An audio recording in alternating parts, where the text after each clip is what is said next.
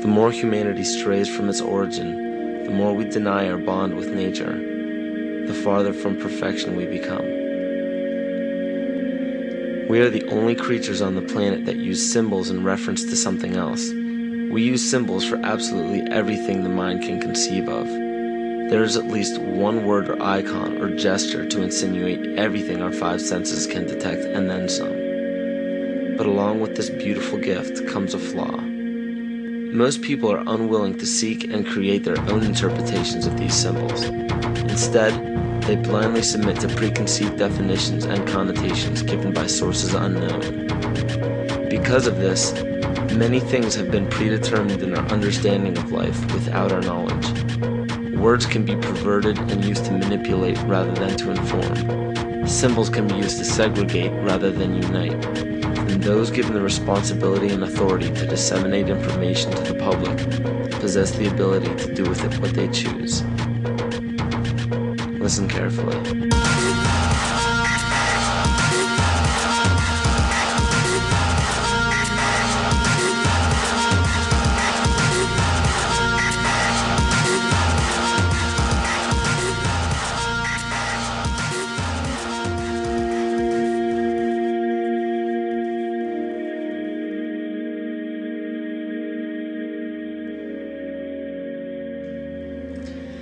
Every 26,000 years, our solar system passes through the 12 zodiac signs.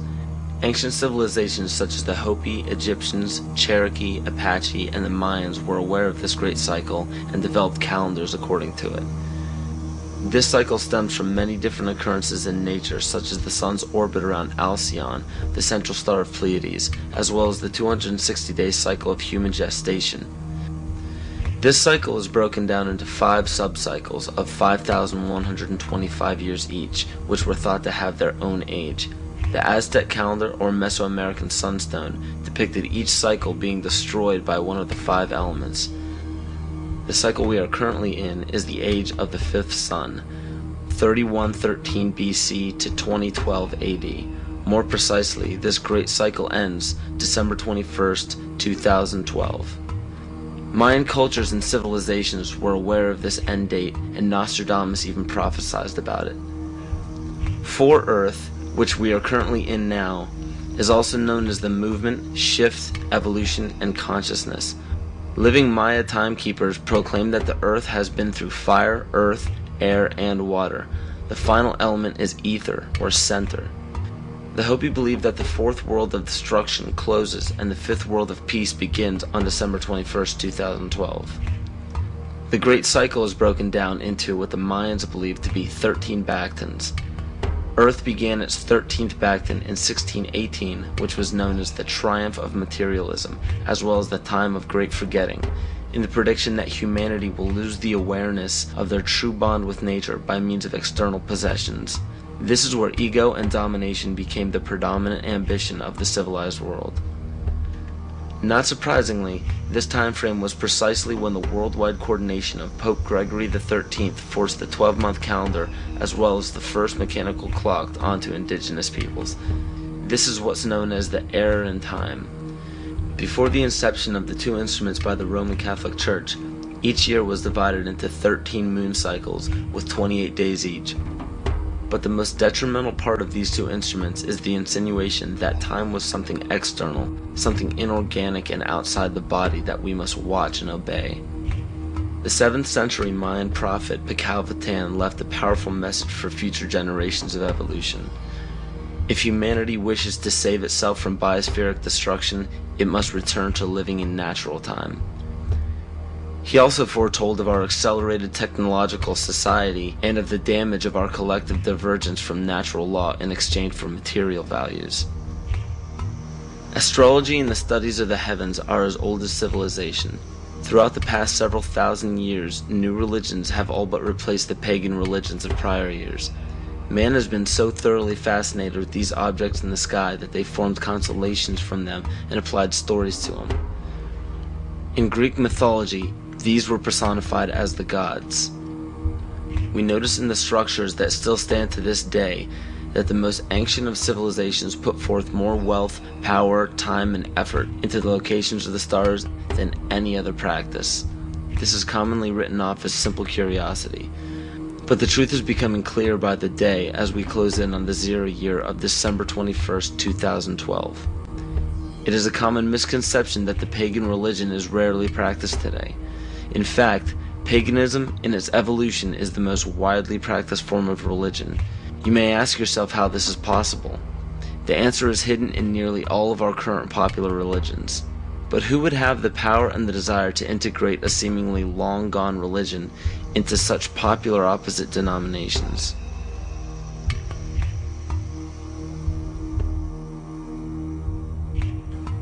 Dr. Adam Weishaupt was born on February 6, 1748 in Ingolstadt in a city in Bayern, or Bavaria, Germany. This interesting character was the son of a rabbi and converted to Catholicism after his father's death. After studying French philosophers such as Voltaire, he supposedly learned the teachings of Satanism in the French royal court. World-famous central banker Mayer Amschel Rothschild of the Rothschild dynasty chose Weishaupt to create the Coven of Golden Dawn, which to this day is Rothschild's private coven. Amschel Rothschild, for those who are unaware, instigated the American Revolution, America's supposed liberation from Britain. Rothschild instructed Weishaupt to create the Ancient Illuminated Seers of Bavaria. This is better known as the Order of the Illuminati. The name in Luciferian teachings means the bearer of the light, the illuminated, or the enlightened one. The Areopagite, or tribunal, was the inner circle of the Supreme Order, and were the only ones privy to secret meetings. In Nesta Webster's book, The World Revolution, she states, "The art of Illuminism lay in enlisting dupes as well as adepts, and by encouraging dreams of honest visionaries or the schemes of fanatics, by flattering the vanity of ambitious egotists, by working on unbalanced brains, or by playing such passions as greed and power to make men of totally divergent aims serve the secret purpose of the sect. People with money were welcomed but kept oblivious to actual secrets. The purpose is to win power and riches, to undermine secular or religious government, and obtain the masters of the world." The goal of the order was and still is to one day deliver the human race from all religion. Progression through the political and religious hierarchy was obtained by blackmail in the form of bribing people in power with sex from local prostitutes. In the 16th and 17th century, high-ranking officials in political or religious organizations were liable to be sentenced to death for such acts. In 1780, Baron Franz Friedrich Knigge was recruited. He was the most instrumental person in the marriage of the Masons and the Illuminati. This allowed the Illuminati to expand rapidly with the use of Masonic lodges. On August 29, 1781, Congress of Wilhelmsbad declared the alliance official. Those in attendance were put under oath, never to reveal what took place in that meeting. Comte de Virieu, a Mason from Martinez de Lodge at Lyons, was questioned about the meeting upon his arrival home. He stated, "I can only tell you that all this is much more serious than you think. The conspiracy which is being woven is so well thought out that it will be, so to speak, impossible for the monarchy and the church to escape it." He later denounced the Illuminati. Sir John Dee. John Dee was a servant to Queen Elizabeth Tudor of the Tudor dynasty. John Dee was the head of the British Secret Service, the MI5. He was also known for the practice of black magic and his affiliation with the occult. If this is your first time hearing about the occult, or are unaware of its dominance in the world to this day, pay close attention.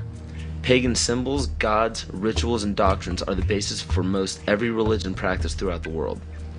The Christian or Catholic symbols of the cross derive from the solstice and the equinox division lines on a zodiac calendar. The word heaven is in reference to what pagan religions referred to as the heavens, or galactic bodies. And the crossing of the age of Pisces into Aquarius is actually in reference to constellations, which interestingly enough occur at the exact same time as the great cycle prophesied by the Maya, as well as many other cultures. As said before, pantheistic rituals are prevalent in all monotheistic religions today. Circumcision is a pagan ritual, marking males in a ceremonial fashion. Weddings are pagan by nature in the wearing of a ring, which symbolizes the ring of Saturn. Funerals follow the same pagan-derived ritual when a sacred geometrical tomb is placed over a grave to embody and immortalize the spirit. Baptism is a ritual to submerge a child in holy water to symbolize the renewal of life, just as rain replenishes the earth. The Holy Grail filled with wine is a representation of the blood that comes from the birth canal during menstruation, not the blood of Christ. This ritual was taken over by the patriarchal society. Males could not give life as women do, so to symbolize a male giving life was to draw blood, which could only be done by injury. In ancient Egypt, the goddess Isis was the personification of wisdom. Pharaoh Akhenaten changed the worship to himself as he proclaimed himself Amun-Re, the sun god. The word Amen at the end of a prayer spawned from the praise given to Amun-Re. From there, the Hebrews left Egypt and traveled north into the Middle East, where they encountered the Canaanites, who worshipped the god of Saturn, El. The merging of these three gods became the name of the land today, which is known as Isis, Re, El, or Israel. 98% of Judaism is based around the worship of Saturn. And the sacred day of worship is Saturday. The worship practice on Sunday is originated from the Egyptians who worshipped the sun god. Most people simply pass these things off and never question their origins, but this just scratches the surface of the pagan influence over the present day. It is not just found in religions, it is found right here in our own backyard.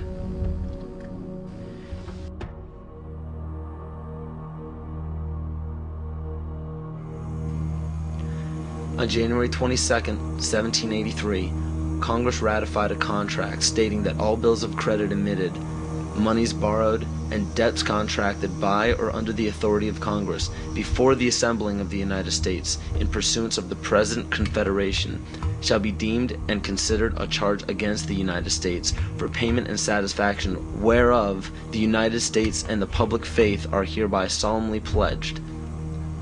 The party that the U.S. owed these loans to? King George. I hope this paints a picture for you of how Great Britain funded both sides of the Revolution.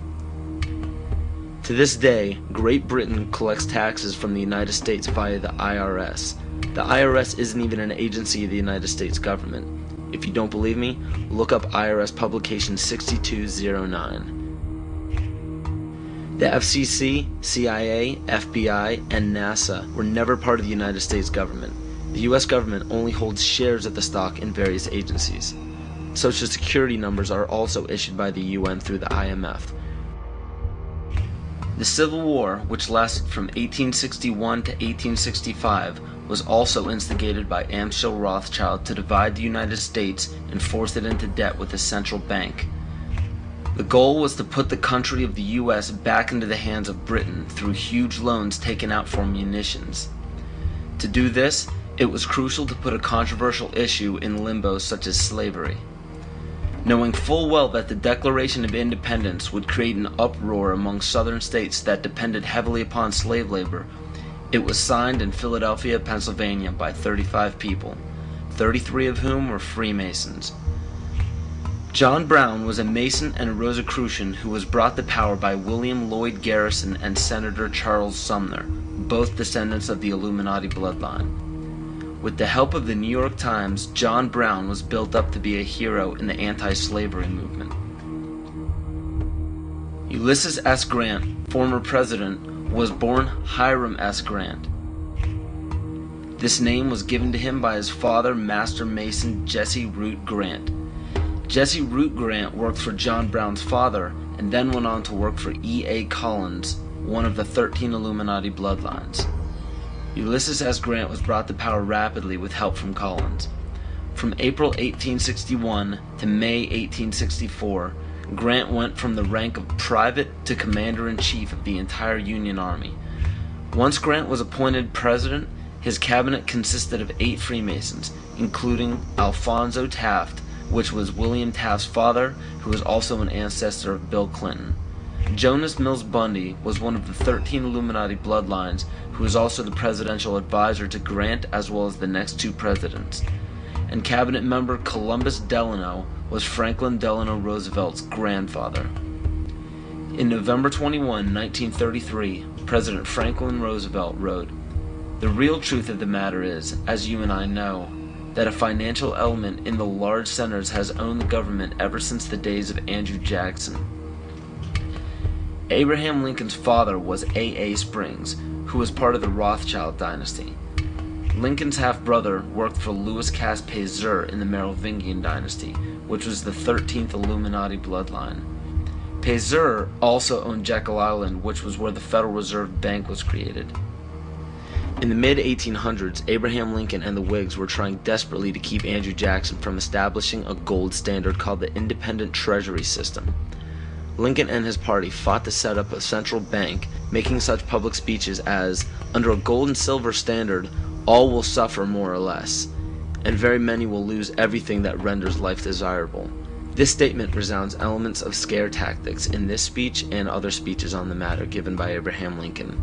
They give no real evidence or explanation. In the early 1900s, after a failed attempt for Woodrow Wilson to set up what was called the League of Nations following World War I, Wilson and his advisor, Colonel House, set up the Institute of International Affairs. This institute had two branches, one set up in England called the Royal Institute of International Affairs, and the Council on Foreign Relations was incorporated as the American branch in New York on July 29, 1921. Founding members include Colonel House, J.P. Morgan, John D. Rockefeller, and a few others. A national income tax was declared unconstitutional in 1895 by the Supreme Court, but a constitutional amendment was proposed in Congress by Senator Nelson Aldrich. This makes much more sense when you notice that Nelson Aldrich was also known as being the authentic voice of J.P. Morgan and later married into the Rockefeller family. Today, 27 to 35% of American workers' pay is taxed, and this money goes to a central bank called the Federal Reserve, or the Fed. For those of you who are unaware of the Federal Reserve Bank and what it is capable of, it is a non-government-owned bank that provides the U.S. with all of its currency. They control the inflation rate by the amount of money in circulation. Yet the most amazing aspect of the central bank is the suspension of specie payments, in which the Fed can refuse to pay their obligations, yet taxpayers must pay their debts or go bankrupt. In other words, the suspension of specie payments is the central bank's right to breach a contract with no penalty whatsoever. In even simpler terms, it's called theft. How is it that the Fed is allowed to breach any contract they wish without penalty from the government? The answer is simple. The Federal Reserve Bank has power over the government instead of under it. Carroll Quigley, Bill Clinton's mentor while at Georgetown University, wrote of central banks, "They want nothing less than to create a world system of financial control in private hands, able to dominate the political system of each country and the economy of the world as a whole, controlled in a feudalist fashion by the central banks of the world acting in concert, by secret agreements arrived at in frequent private meetings and conferences." It is important to note that nearly all of the founders of the Federal Reserve Bank were involved in the conception of the Council on Foreign Relations. Since 1934, when the Fed was established, almost every United States Secretary of State, all Secretaries of War or Defense since Henry L. Stimson, almost every head of CIA since Allen Dulles, nearly all presidential candidates, Dwight D. Eisenhower, JFK, Richard Nixon, and Bill Clinton were members of the CFR. George Bush Sr. was actually the CFR director from 1977 to 1979. Understand that all of these high-ranking government positions were lobbied into place by the organizations set up by the international banking cartel. There are secret meetings held everywhere by many of the same members in the Trilateral Commission, the Bilderberg Group, the Club of Rome, the United Nations, and the two branches of the Institute of International Affairs. These groups make up what is known as the Round Table, developed by Cecil Rhodes. Other offshoots or preliminary groups are the Bohemian Group and Yale University's Skull and Bones organization, which we all know George W. Bush, George Bush Sr., and John Kerry were all a part of. Most every meeting by these groups are attended by the most powerful government officials, corporate leaders, media moguls, and royal families in the world. These meetings are held in secret and not a word of them reaches the mainstream media. How is it that so many powerful people can attend meetings alongside the mainstream media and not a mention of it makes it to the public? This all may start making more sense when you start understanding that common citizens aren't meant to know what is happening at the top. Is there any dispute that to gain power in our day and age, it takes strategy and intelligence rather than brute force? Logic will tell you that in any sport or game, to claim victory, you must keep your moves strategic and secret. Why would it be any different in global politics?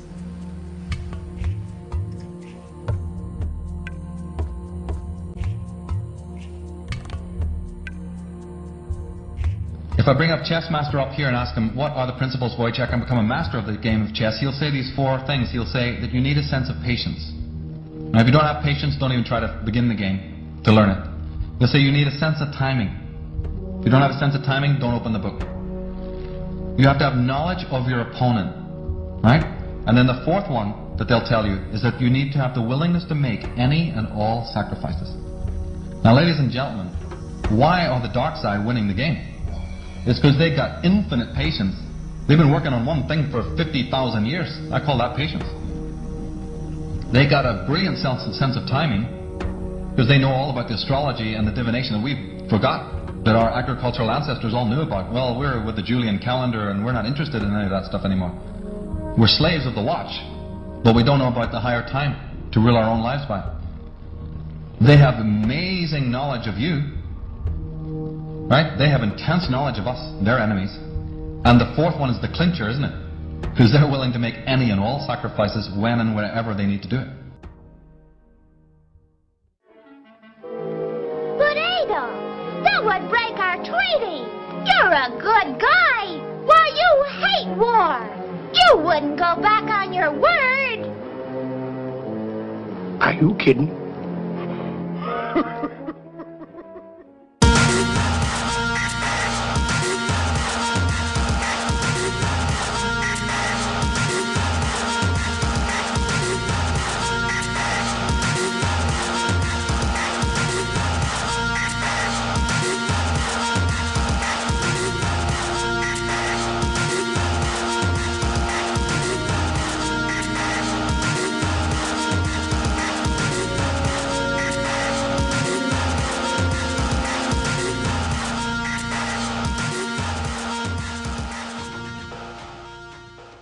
George W. Bush is a direct descendant of Godfrey de Bouillon. The Bouillons were servants of Pope Gregory VII and led the European noblemen into the crusade in order to recapture Jerusalem from the Islamic faith.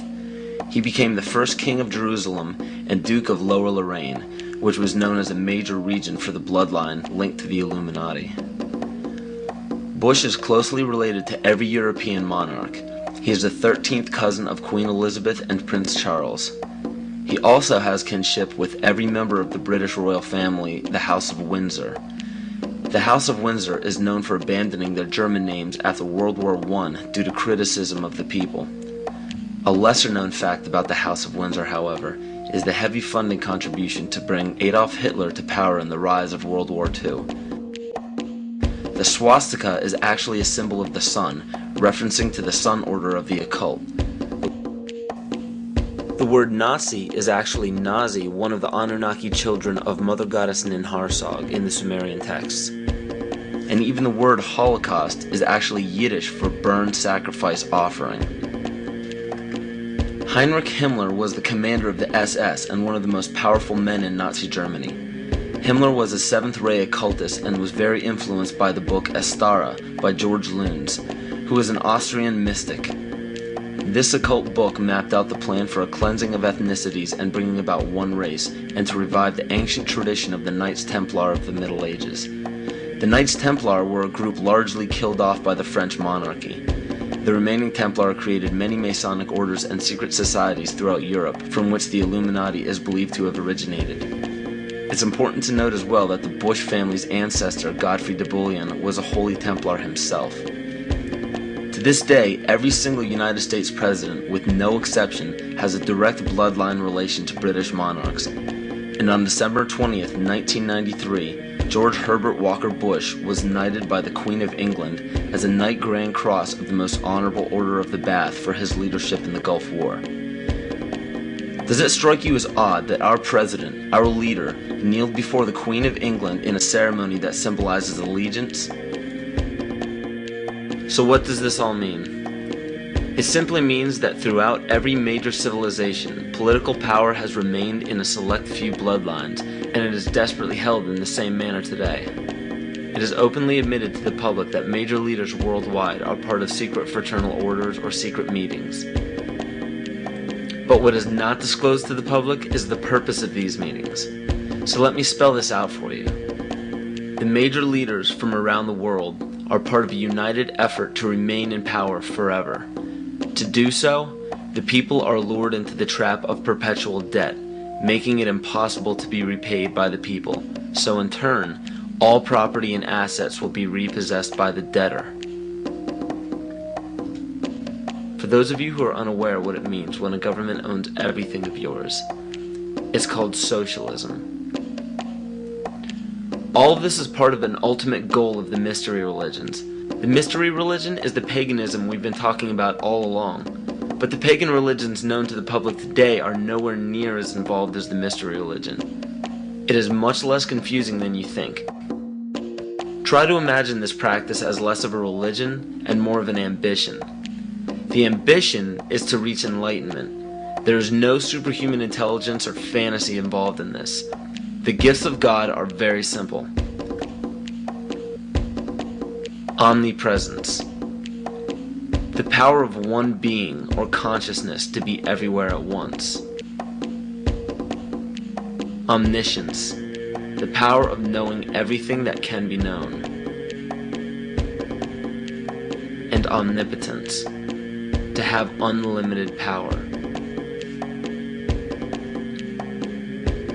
We see all of this today. It cannot be denied.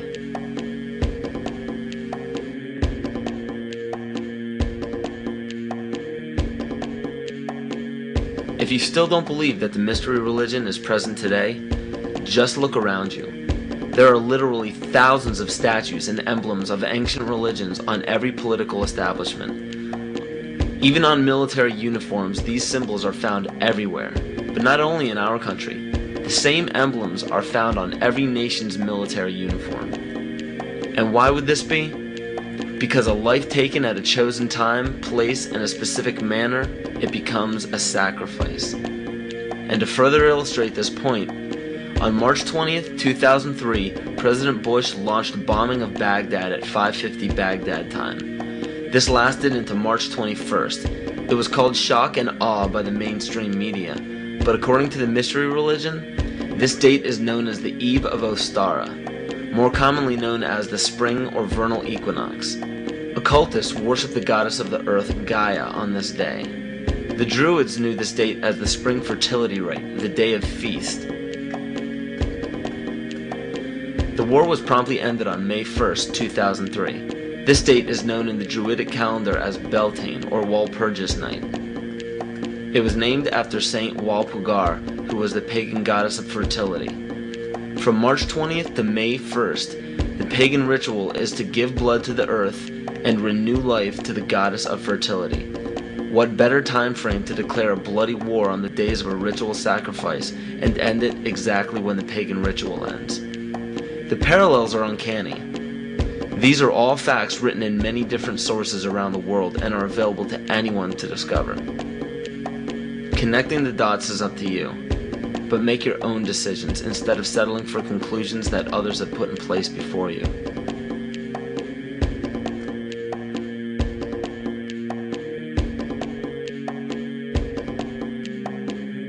The right answers are what you decide are the right answers. Maybe everything I'm telling you is wrong. I mean, I can tell you what I think happens to be more or less right, but there isn't any reason why you should pay any attention to it.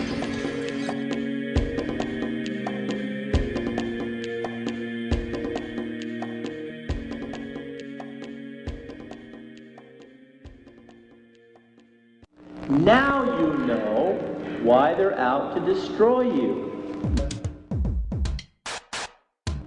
Today there is so much confusion about what Christianity is, because everything I thought that was Christianity, I found out wasn't.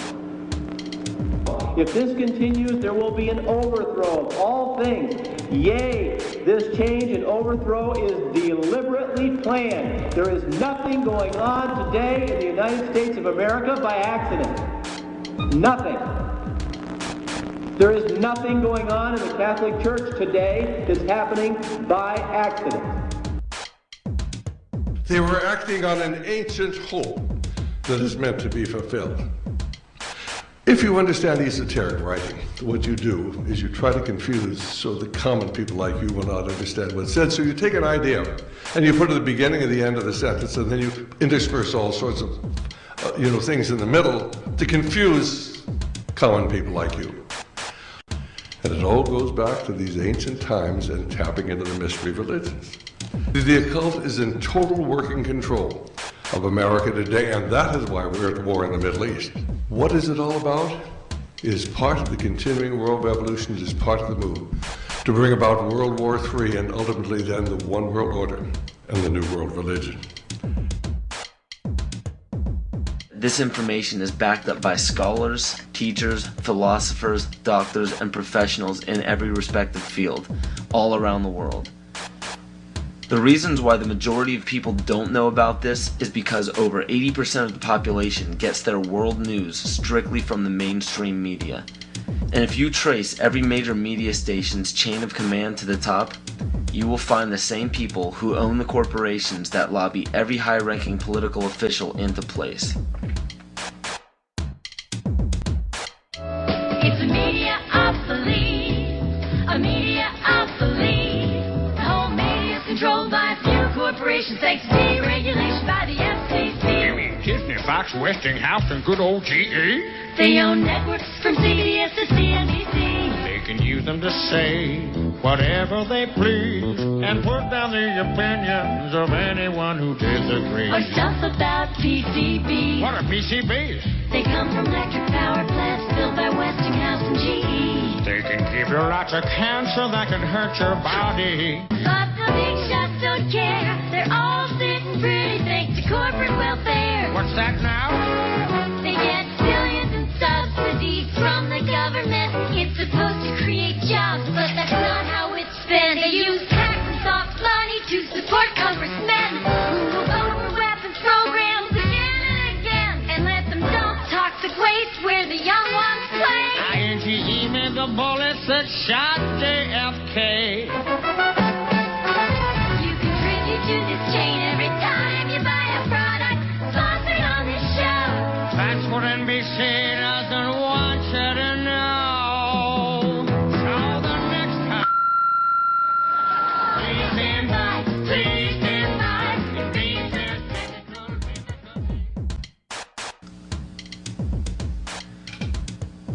And for those of you who are unaware of this one world government and one world religion, I challenge you to do an internet search on the New World Order. You will be overwhelmed by the amount of people trying to get the word out to the masses. This exemplifies the findings that 87% of the population formulates their belief structure according to other people's ideas. Only 13% formulate their beliefs on logic and evaluation. And sadly, the two greatest factors that lead to the ignorance of the public are as follows. You support the mission from here? How brave you are!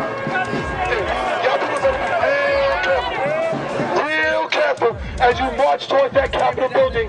Be real careful or who you think is in there waiting to help you. Be real careful.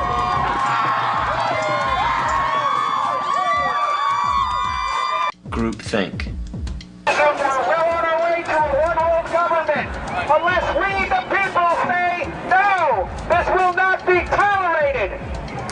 It is a term to describe a group unwilling to look beyond the overall consensus of the herd. Many times it is out of a lack of drive or ambition to ask original questions to arrive at genuine answers. But more importantly and dangerously, it is also an occurrence that spawns from the fear of looking foolish in front of peers. Both religion and politics are forms of groupthink. Words such as patriotism and faith are both fancy words that ultimately mean blind submission. Supposedly, it is considered heresy or unpatriotic to question the words of your leader. So the fear of upsetting the superior higher power has forced the herd to practice groupthink regardless of what it leads to. And one of the greatest examples of groupthink is the stigma given to conspiracy theories. The phrase conspiracy theory gives a distinct impression to the average person.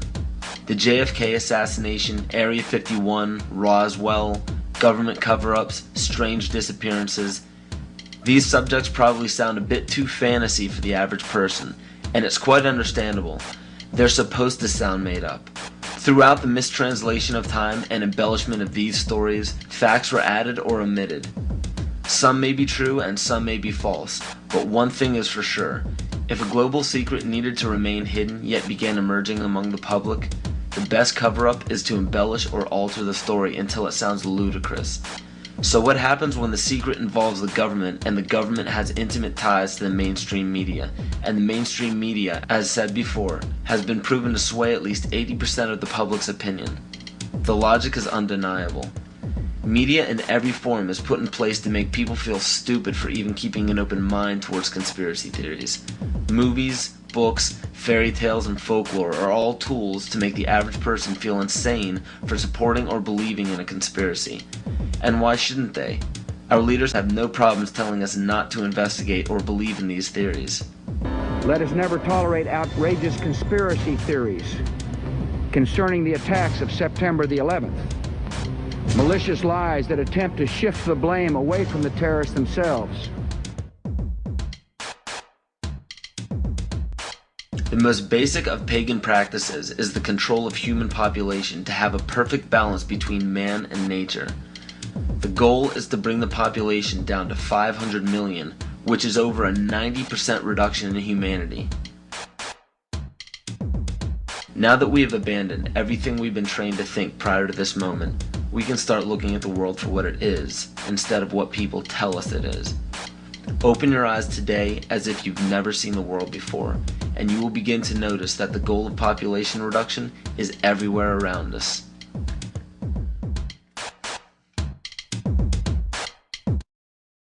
Let me assure you that absolutely nothing that I'm going to tell you is exaggerated, is interpolated, or is imagined. Everything I'm going to tell you is documented.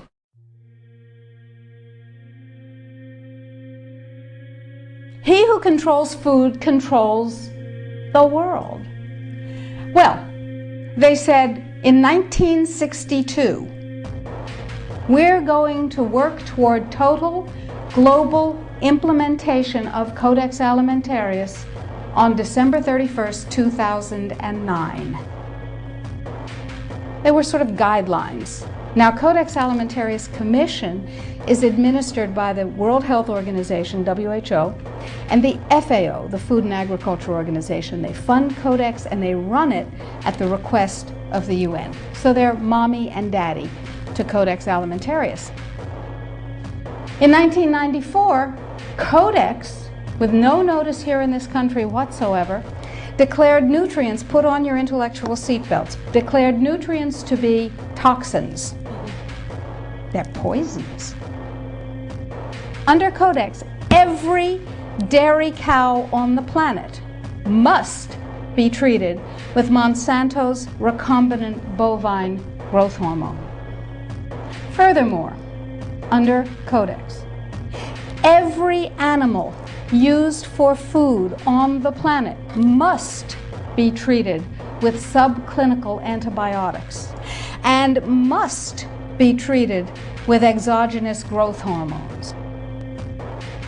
If you do the numbers in the WHO FAO projections, the epidemiological projections, they estimate, not I, that just the vitamin and mineral guideline alone, when it goes into global implementation on December 31st, 2009, will result in a minimum of 3 billion, that's B, bad, big, billion deaths.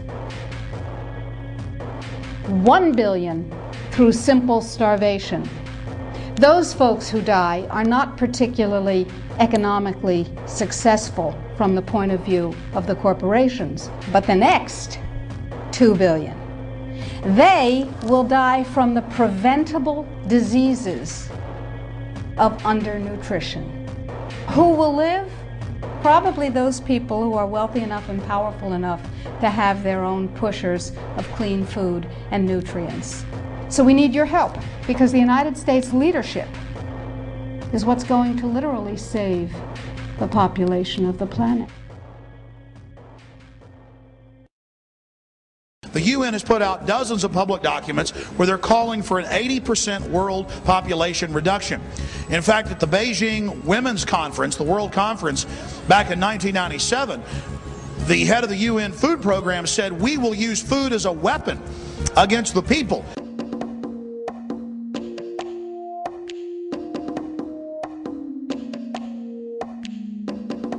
66% of United States residents' public water is fluoridated. It is known to have tremendous effects on bone cancer, joint problems, bone weakness, lowered estrogen and testosterone levels, and dental fluorosis, which is yellowing of the teeth and pitting in the enamel. Wouldn't it make more sense to enhance public water with vitamins which are meant to be ingested to promote overall health, rather than putting such a toxic chemical in our water with a bogus explanation that it will improve our dental health? We now know that fluoride causes more dental problems than it solves. Something doesn't seem right about this. Do you honestly believe that these companies care deeply enough for the people to spend large amounts of their own money to fluoridate public water when the people already purchase their own toothpaste? But there's a difference between toothpaste and drinking water. We don't ingest toothpaste. If you go to any hardware store and look at any rat poison product, you will only find one ingredient: sodium fluoride. It is the most toxic ionic molecule outside of potassium dichromate. Now Dannon, along with other companies, have begun fluoridating bottled water. It is becoming increasingly difficult to get away from. And the fact that fluoride is also used in many prescription antidepressants shows that it eliminates aggression and motivation in people. Fluoride, to my knowledge as a physician, has absolutely no biological benefit whatsoever. But one of the significant things is that the Russians carried out all sorts of experiments on the people living in the Gulag. One of them, of course, was to fluoridate the water. Why? You fluoridate the water, why people are not as aggressive as they ordinarily would be. In fact, what is the active ingredient in Prozac that is so widely distributed in America today? Well, it's a fluoride compound. And now, we are finding that public water nationwide is showing up with arsenic, lead, cadmium, and thermonium, which is a radioactive form of lead. Cancer, lowered sex drive, birth defects, sedation, and brain defects.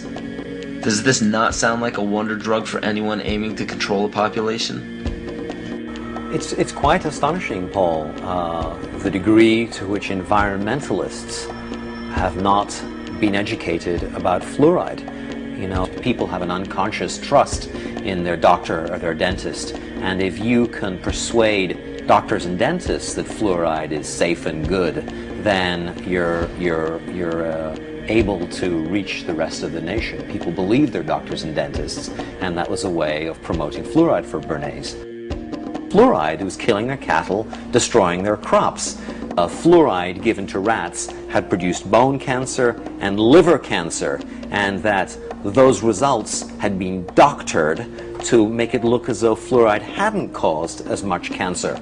The pattern that we saw, it typically is what we see with other neurotoxic agents that are well known to cause a hypoactivity or a memory problem or an IQ problem.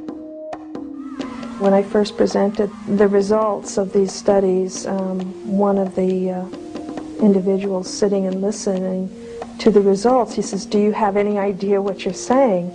And he says, "You're telling us that we're reducing the IQ of children." And basically I said, yes.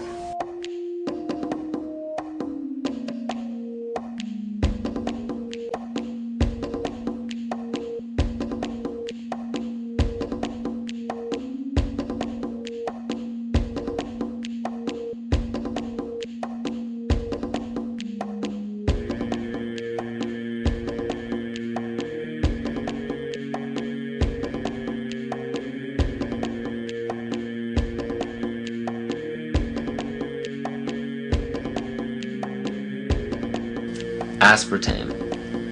the artificial sweetener found in almost every low-sugar or sugar-free product on the market. First of all, aspartame is made up of three things: methanol, which of course is what produces blindness, aspartic acid, and phenylalanine. These are all poisons. Aspartic acid, of course, produces brain lesions. This was known back in the early 1970s. Methanol produces blindness. Phenylalanine is what you see in the brain, and in high dosage it produces trauma. We're not making this all up. The FDA did publish back in, I think it was the 80s, they did publish the 92 potential side effects of aspartame. And they do, these side effects are quite, are extremely serious. Things like dizziness, problems with balance, abdominal pain and cramps, changes in vision, seizures and convulsions, etc., etc. So the nervous system seems to be one of the areas that's most affected. So we see people have difficulty thinking. They feel like they're walking around in a cloud or a fog. Yet despite all of these harmful effects, Donald Rumsfeld pushed it out into the stores in over 5,000 products when he was CEO of Searly, the company that manufactured aspartame.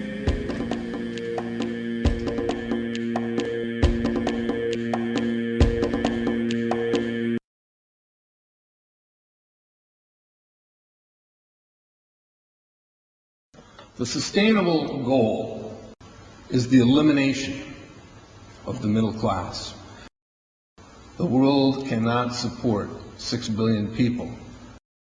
But you see, the plan behind sustainable development includes population control.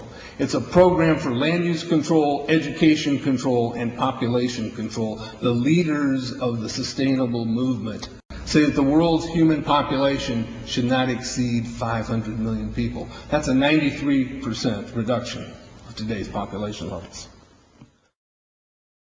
In 1992, while the Rio Conference was going on, George Bush, then president, was there. He was just offshore in Prince Charles's yacht, where he executed the Agenda 21 protocols on behalf of the United States and brought it back to Washington, D.C. Within a year, Bill Clinton, by executive order, established the President's Council for Sustainable Development. In 1996, Bill Clinton set up the President's Council on Sustainable Development. One of the dictates of Agenda 21 is that every country in the world is to set up a national council to oversee the implementation of Agenda 21. I've listened to Gorbachev explain, we are writing a new set of 10 or 15 commandments to replace the original 10. Which one of the 10 do you think these guys don't like? Thou shalt not lie, thou shalt not steal, thou shalt not covet. Because I'll tell you what, these people have lied to us. They're in the process of stealing all of this nation's natural resources, and they covet everything you have left.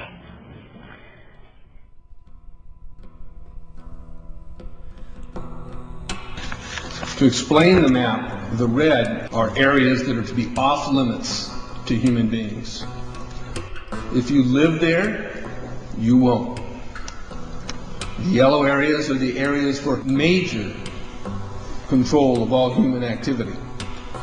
If you live there, you won't. The black dots are the smart growth zones. That's where human beings are to be stacked and packed in small living units along rail tracks. The Smart Growth Program ultimately has jobs assigned and children cared for by the state.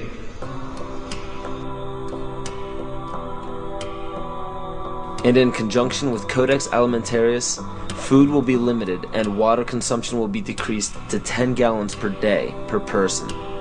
That is over a 90% reduction in people's average daily water consumption. And along with shortages of food and water, the food we will be provided with will be genetically manipulated and nutrient deficient. Genetic manipulation of food causes complications in metabolizing and utilizing food for energy. In June of 2003, scientists reported that the gene sequence of the inserted genes into crops had actually changed their order. They had re-scrambled. So the genetic inserts are not stable. Another laboratory confirmed this and found that it had changed in the same varieties in different ways that they had tested. So not only is it unstable and changing, it's not even uniform in the way it's changing. This is incredibly dangerous. Nutrient deficiencies due to Codex's planned vitamin and mineral ban will cause billions of preventable diseases. Both of these will ultimately lead to billions of deaths. The question is then, how do they do it? How in the world are they getting this agenda from the international level down to the local level? Well, they've got a plan for that too. Now, on the environmental side, there's probably a number of different plans, but from the environmental side, you have an organization called the IUCN, the International Union for the Conservation of Nature.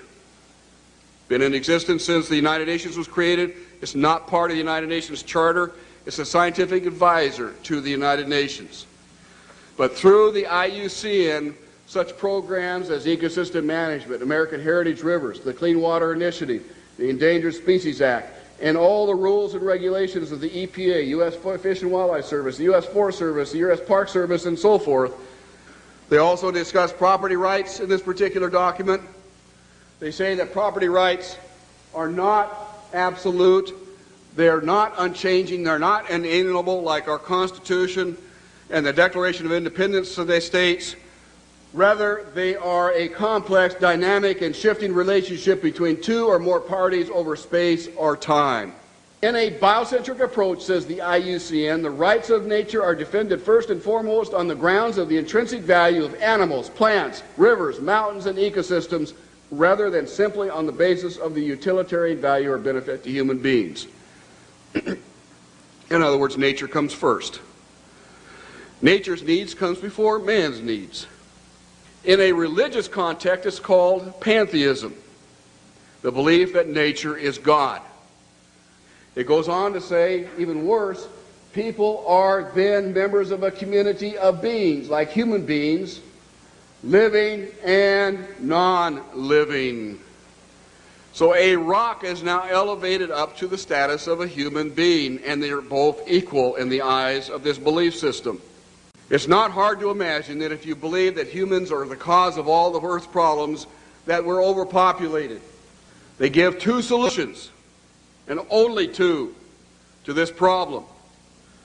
The first is that it's estimated that an agricultural world in which most human beings are peasants should be able to support 5 to 7 billion people. Well, folks, we have 6 billion people right now. That means all of us in this room, or nearly all of us in this room, are going to have to become agrarian peasants if we use this solution. In contrast, they go on to say a reasonable estimate for an industrialized world society at the present North American material standard of living would be 1 billion people.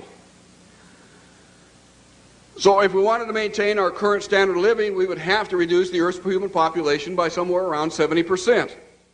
In 1970, just 3 years after the publication of the Iron Mountain Report, which calls for, if we're going to create a world government, we can no longer use war as a mechanism to cause fear amongst populations and therefore allow us to control the behavior of populations through fear. And they settled on, in 1967, in their publication called the Iron Mountain Report, the environmental holocaust. In 1970, 3 years after that publication, Foreign Relations began to publish a series of articles describing the ecological holocaust that was facing the world. And in this particular issue, the first issue done by George Kennan to prevent a world disaster, where it sums up in 3 points that the eco-crisis is a global threat so great that it endangers all of life on Earth.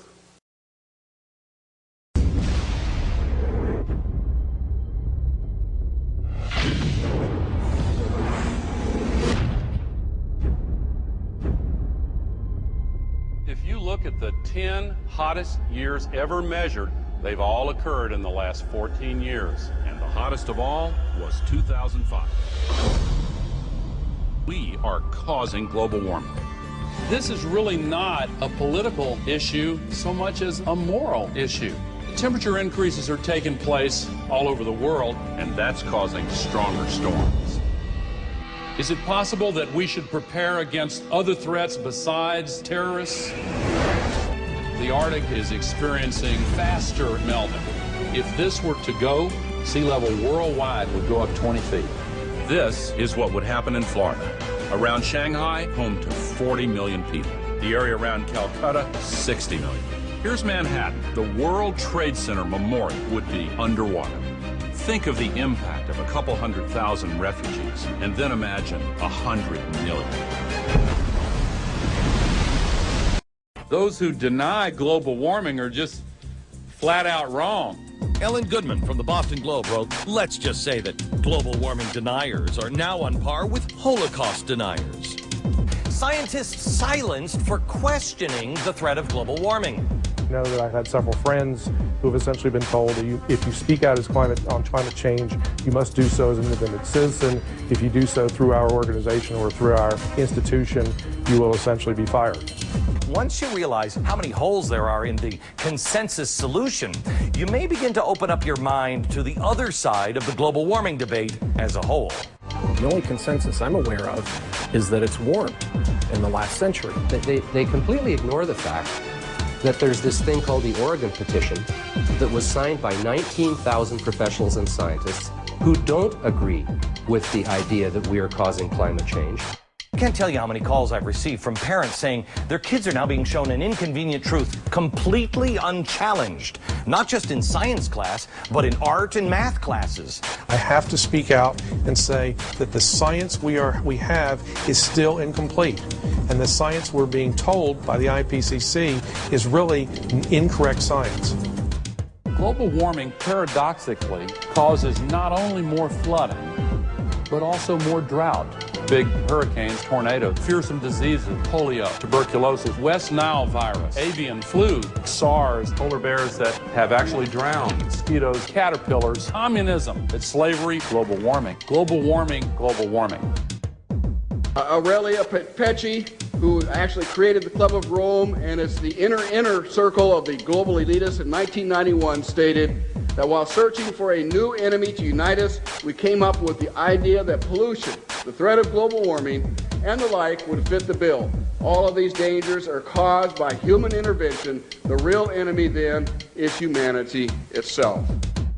To put this to you bluntly, global warming is a complete fallacy.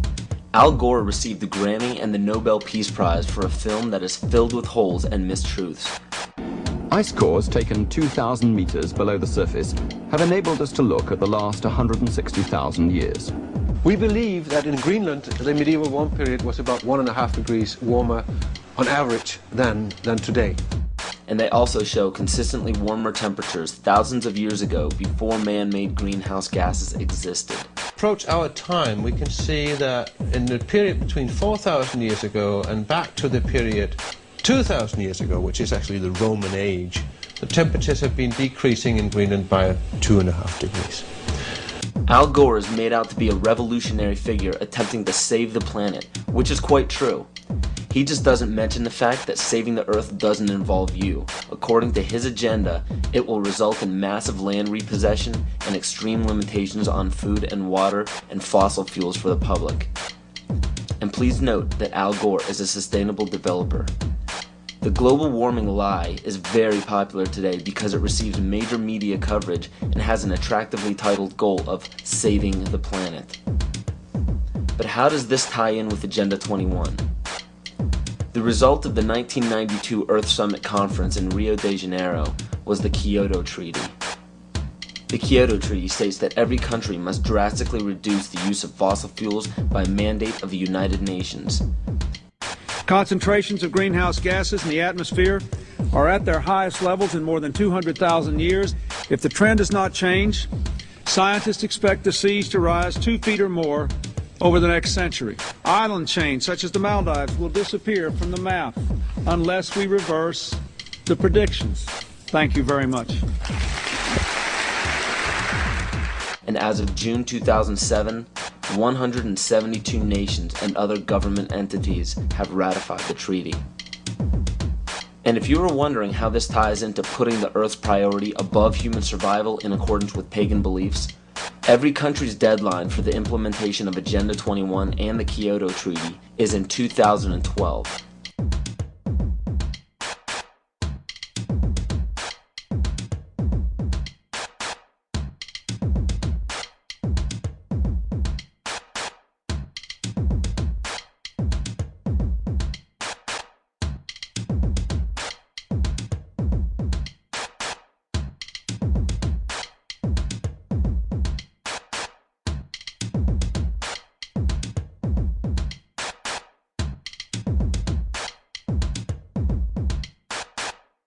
And if this wasn't enough, when the Pentagon was damaged in 9/11, they set a goal to have a completely new and improved Pentagon in December of 2012.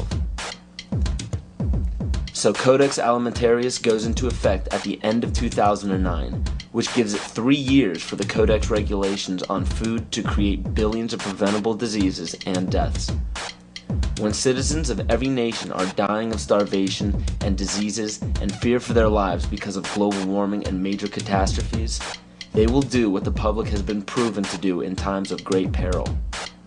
They will beg for their government to step in and do something. How are they going to get you to join the new economy? They're going to say, we have a solution. You see, one of the tricks of the Illuminati is they create a problem and then they provide the solution when you beg them to. And pray tell, what will the United Nations suggest when there's a global problem? They will demand a global government, a new world order, exactly as the Maya, Hopi, Kali Yuga, and many other pagan civilizations prophesized. By 2012, the Kyoto Treaty, Agenda 21, Codex Alimentarius, and the new Pentagon will be fully operational to enforce a new world order. And the new world religion is obvious. We will all worship the earth, Gaia, the mother goddess we saved from extinction from global warming. We will be told that to keep from repeating the mistakes that we made in the past, we must hold the earth in higher regard than humans, just as pagan traditions require. This is too obvious to ignore. It is right in front of our faces, and yet we still refuse to see it. I guarantee you that by 2012 there will be a World War III, but it will not be between nations. It will be us and them. They know this. Why do you think the UN is consistently trying to disarm the public and the nations? They don't want us to be capable of fighting back. The proof of this is in the film released by the UN called Armed to the Teeth, where it demonizes gun ownership. It is also shown in the freedom from war policy put in place by JFK in 1961. President John Kennedy went to the United Nations, September 1961, and he presented the United States program for general and complete disarmament in a peaceful world during a speech, and he said, this is the official program of the United States of America. It's a disarmament program. It calls for the United States to turn over its military to the United Nations. Now, let that sit for a second. It calls for the United States to turn over its military to the United Nations. The program ends by saying progressive controlled disarmament would proceed to a point where no state would have the military power to challenge the progressively strengthened UN peace force. The UN would have all military power. This policy outlines some pretty scary scenarios when you understand what it reads. It calls for the disbanding of all national armed forces and the prohibition of their reestablishment in any form whatsoever other than those required to preserve internal order and for contributions to a United Nations peace force. This clearly shows that the UN is calling for all military power to be under their control. Inspection and verification must establish both that nations carry out scheduled limitation or reductions and that they do not retain armed forces and armaments in excess of those permitted at any stage of the disarmament process. Strategic delivery vehicles will be reduced. Arms and armed forces will be reduced. And all the while, UN peacekeeping powers would be strengthened. A UN Peace Observation Group would be available to investigate any situation which might constitute a threat to or a breach of the peace.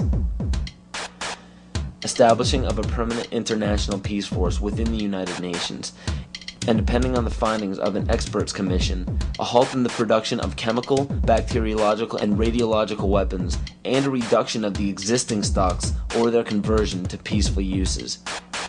Peaceful uses of biological, chemical, and radiological weapons?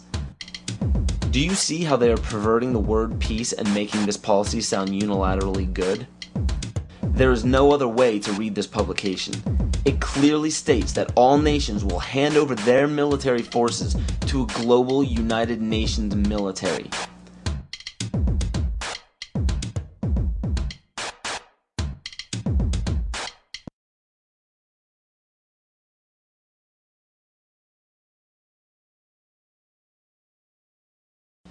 The US population is currently around 300 million. The national debt is currently around 10 trillion. So the current debt, when divvied among the American people, comes out to approximately $33,000 and has been growing at a national rate of $1.46 billion a day since 2006.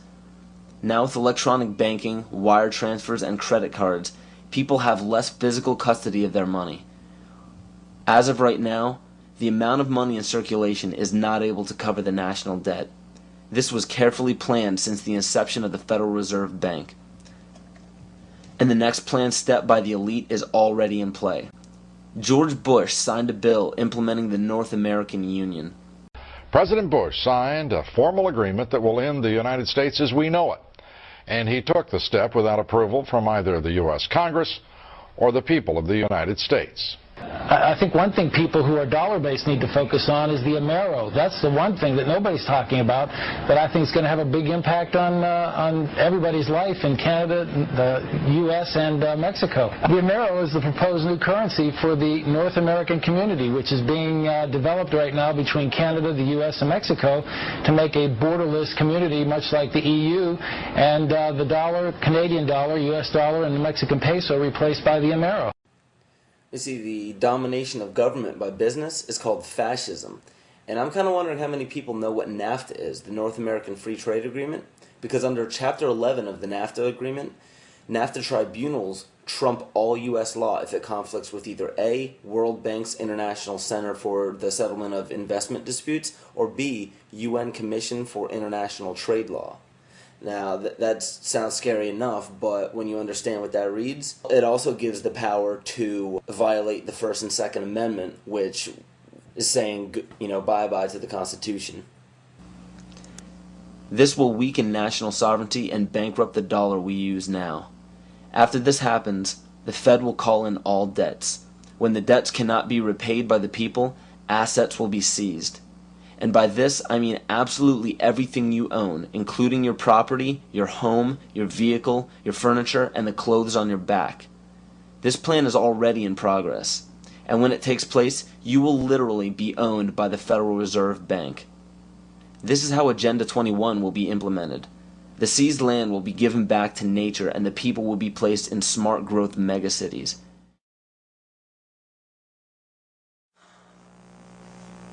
So what are we to do?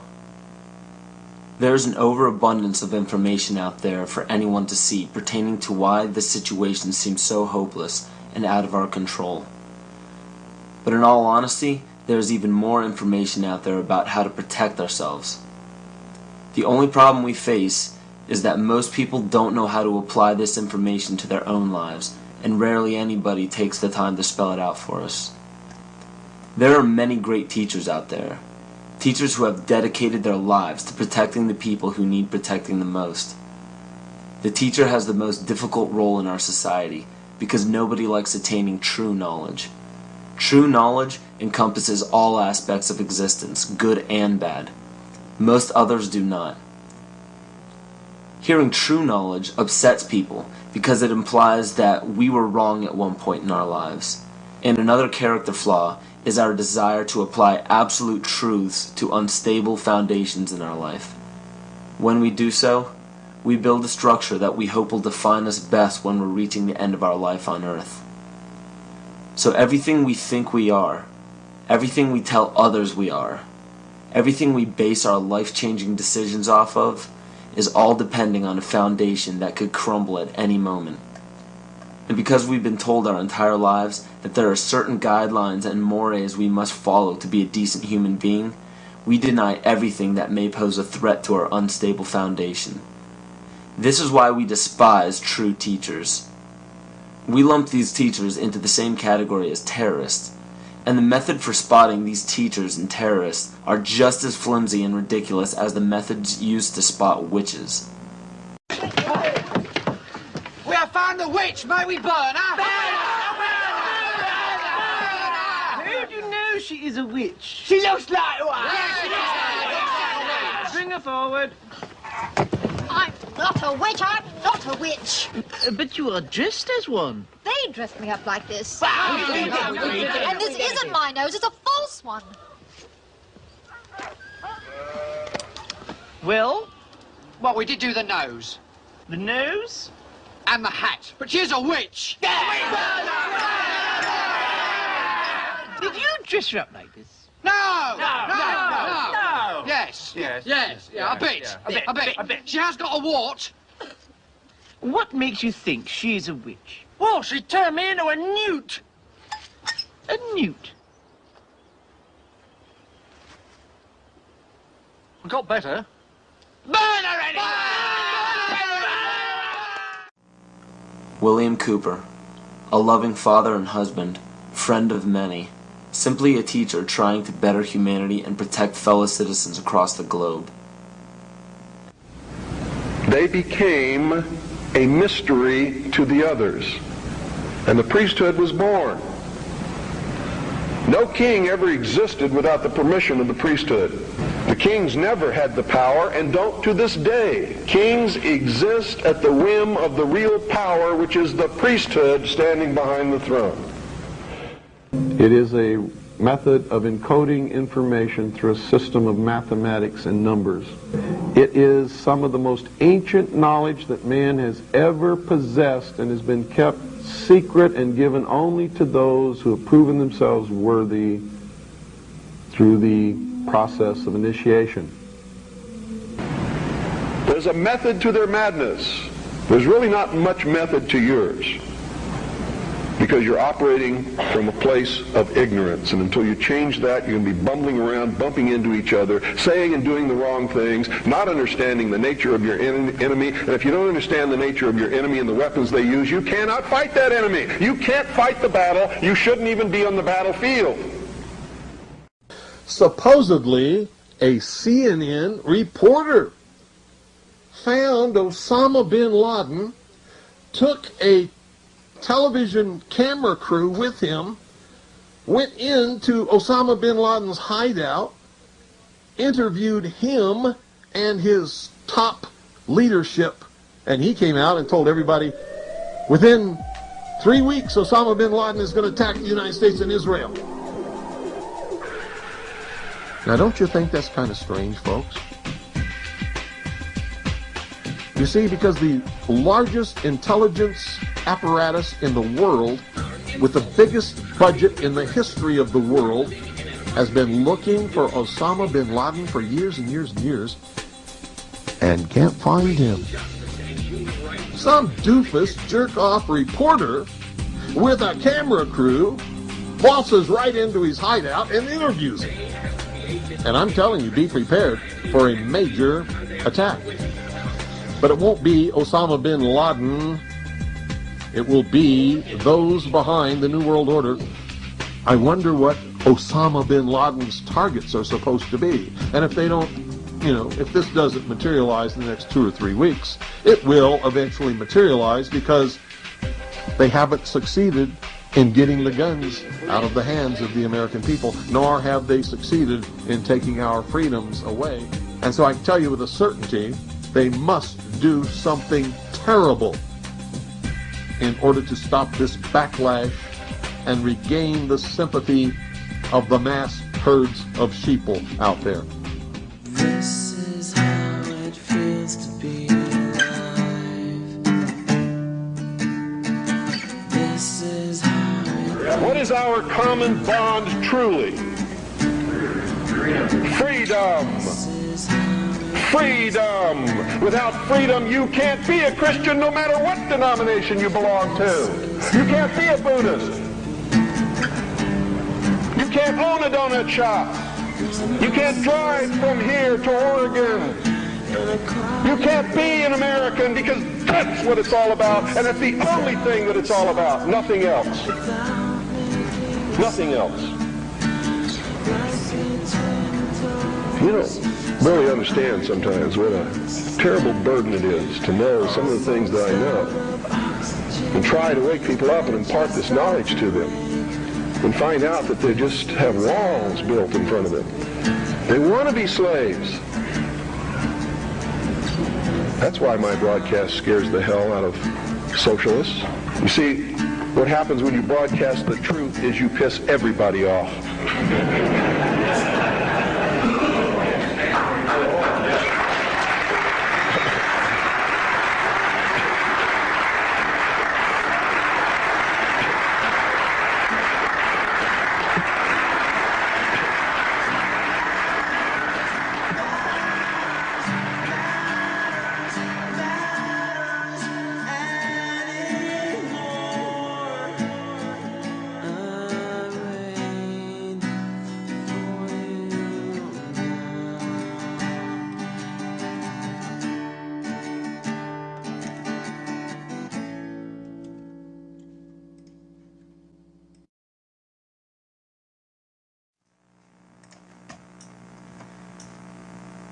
I maintain that the only true salvation from any oppression or enslavement is self-empowerment, knowledge, consciousness. This is true rebellion. Don't get caught up in the 87% of people who follow the leader. People who think that they are rebels because they denounce authority simply because it's the latest fashion. Don't march the streets claiming that you are the enlightened one because you read a book or saw a film that gave you a glimpse into an uncommon knowledge. Don't scream phrases into a megaphone that you borrowed from another person's research. And don't proclaim yourself an original thinker because you belong to a group that represents an unpopular belief. Those are all examples of the other side of the coin of groupthink, leading a false rebellion. False rebellion is dangerous because it gives the illusion that you are free and thinking for yourself. A true rebellion, a true revolution, begins when you quit following and start leading.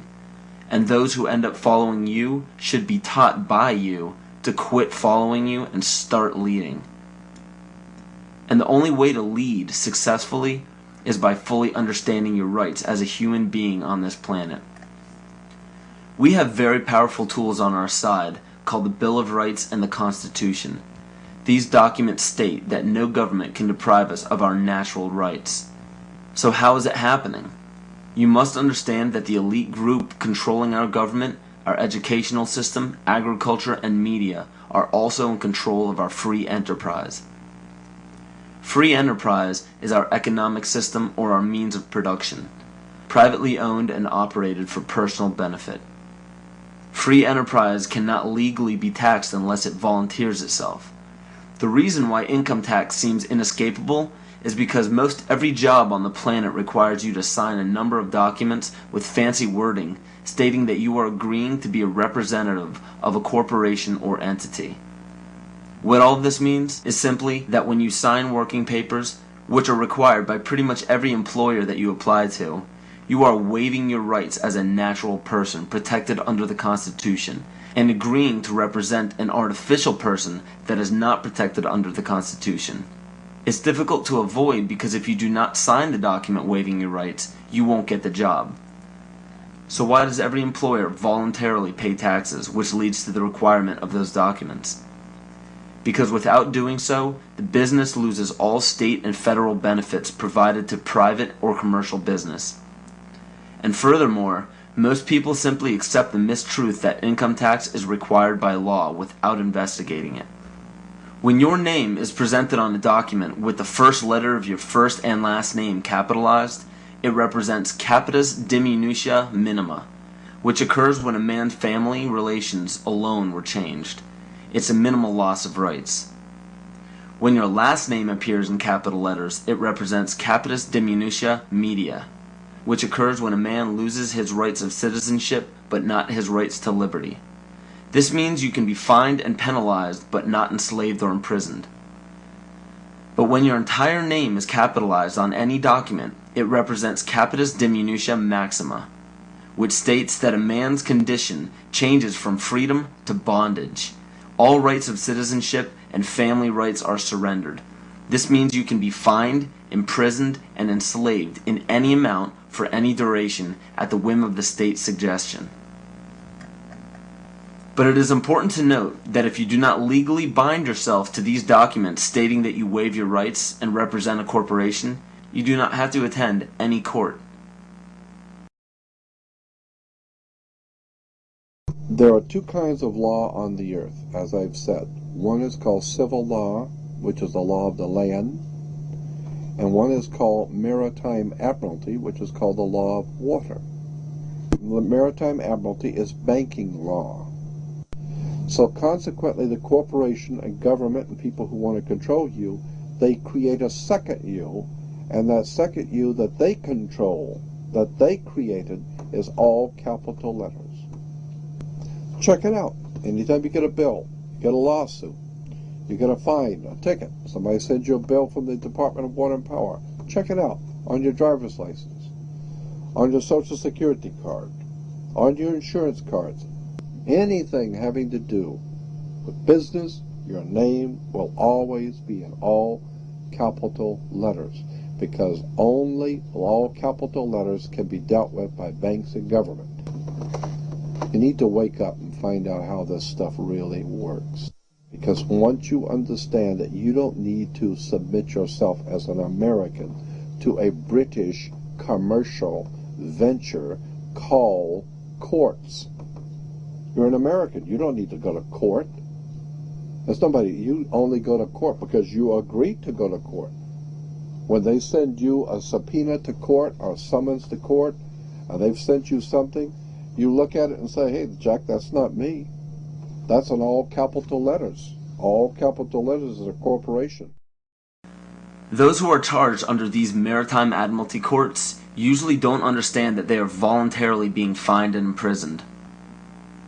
When a judge calls your name and asks if you are that name, those who say yes are verbally agreeing to represent the artificial person that the name represents. In doing so, you are voluntarily waiving your rights under the Constitution. Your absolute rights as natural persons are the right to life, security, and property. And all of these are very important. Remember that you can never be deprived of these simple rights unless you are willingly waiving them. But you need to understand your rights if you want to be protected under them.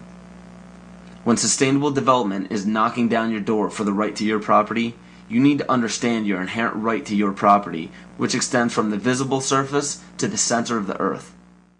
But please note that these steps are simply the beginning. They merely treat the symptoms instead of attacking the root.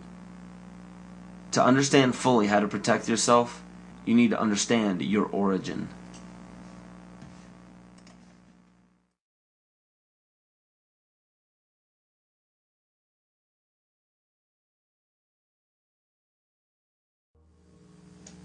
The true history of this planet has been stifled from the top down. Since the inception of monotheism and the ridicule as well as outlaw in specific cultures of all pagan religions and practices, a lie has been forced upon all civilizations. You have to wonder why powerful empires were threatened enough by paganism to make the practice of such religions punishable by death. This threat didn't end during the Roman Empire. Take a look at how the founders of America, by mandate of Great Britain, wiped out Native American tribes indiscriminately. Great Britain has also shown some of the most brutal forms of genocide in Africa, India, New Zealand, New Guinea, and many other locations in which pagan tribes still existed. East Timor suffered from one of the most brutal genocides in all of history and was fueled by the United Nations and the United States funding during the Carter administration. Ford and Kissinger visited Jakarta, I think it was December 5th. We know that they had requested that Indonesia delay the invasion until after they left because it would be too embarrassing. And within hours, I think, after they left, the invasion took place on December 7th. What happened on December 7th in 1975 is just one of the great great evil deeds of history. Early in the morning, bombs began dropping on Dili. The number of troops that invaded Dili that day almost outnumbered the entire population of the town. And for 2 or 3 weeks, they just killed people.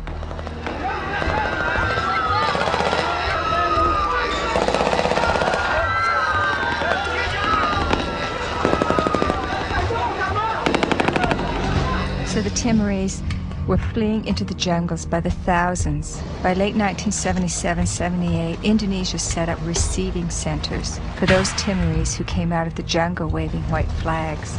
Those the Indonesians thought were more educated or who were suspected of belonging to Frelimo or other opposition parties were immediately killed.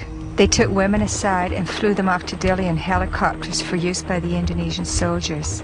They killed children and babies.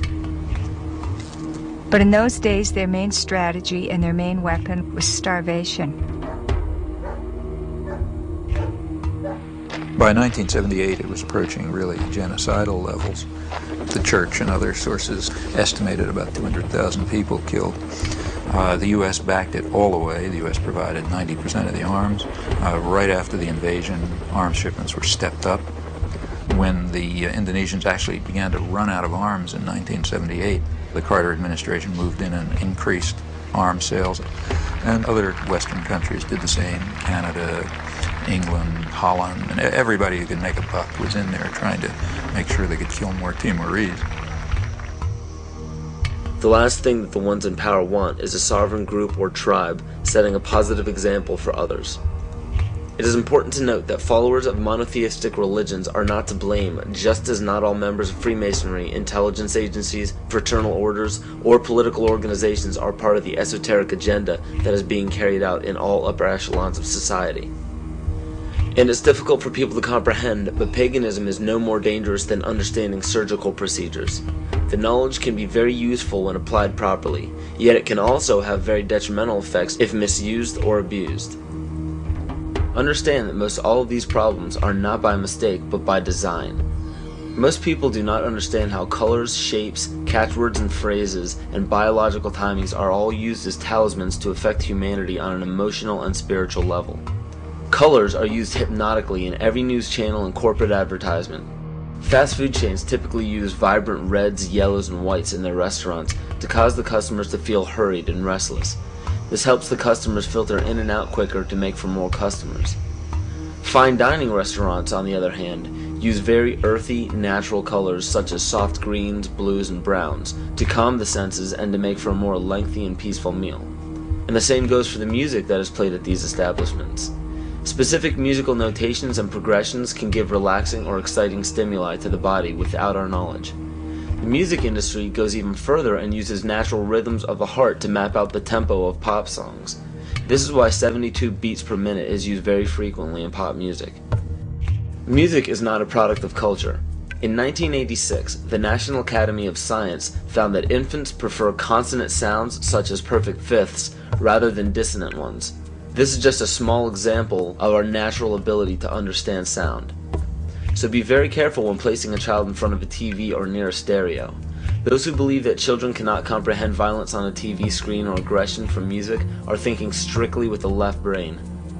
The child may not rationally understand the words or actions on the screen, but the right brain, even in infants, can absolutely understand everything in its immediate environment because it transmits a frequency that can affect us on a subatomic level. Science has even proven that proper sonic vibrations are essential for the health of our vegetation. Studies done on many ecosystems have shown that when a specific species becomes extinct or moves from an area, another species will replace its song patterns to fit the overall harmony of the vibrations required for plant life to thrive. All these are known as talismans and are used very carefully by corporations and the media. Catchphrases are also used to spark certain emotions in the psyche. When the average person hears the words terror, bombing, gunshots, murder, war, assassination, and so on, the body and the mind respond with heightened alertness and caution. And when events such as assassinations of major leaders, bombings, terrorism, or war happen on large scales throughout the world, the body responds differently at different times, marked biologically and astrologically. The tragic event involving the Branch Davidians at Waco and the Oklahoma City bombings claimed the lives of men, women, and children as they ended in flames on April 19th. This date is a pagan holiday where human sacrifice is made by fire. The tragic events of September 11th, 2001 happened on the Mayan calendar date of 6 epochs, which represents large-scale change. And when the U.S. attacked Afghanistan on October 7th, 2001, this was the Mayan calendar date of 6K, which represents balancing. Please understand that these weren't prophecies or predictions. The Mayans simply understood the body's natural cycles. So these unfortunate events are not by chance. One needs only to look at the result of the major political decisions of the United States since the inception of the United Nations to catch a glimpse of the ultimate goal. Every major war, assassination, terrorist attack, or security weakness exposed has two specific common themes. 1. The unfortunate event makes worldwide news and scares or angers the public. And 2. The result, no matter what, is always the expansion of government and the destruction of constitutional freedoms. It doesn't matter what the excuse or the explanation is. The result always tells the truth. A child can give the greatest excuses every time he's too sick for school, but if it always happens on the day of a test, the truth is revealed by the result. The major media outlets can give every explanation in the book as to why war is declared, assassinations happen, and terrorist events take place, but if they all end up in the expansion of government and the destruction of constitutional freedoms, the truth is revealed by the result. And because the vast majority of the public are completely ignorant of natural biological cycles of man, it is increasingly difficult for them to accept that these events are by no means an accident.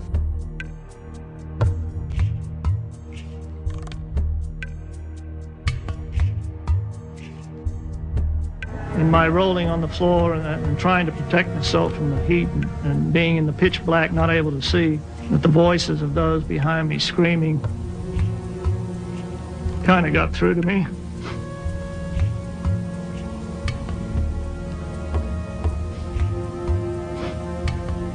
I recognized who they were. Could identify the voices. Are they going to come and kill me? No. No. Nobody's coming.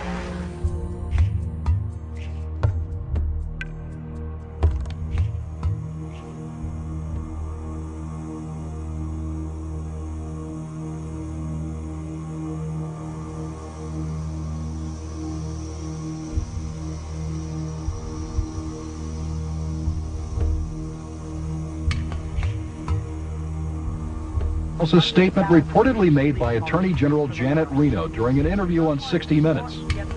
She allegedly defined a cultist as one who has a strong belief in the Bible and the second coming of Christ, who frequently attends Bible studies, who has a high level of financial giving to a Christian cause, who homeschools their children, who has accumulated survival foods, and has a strong belief in the Second Amendment, and who distrusts government.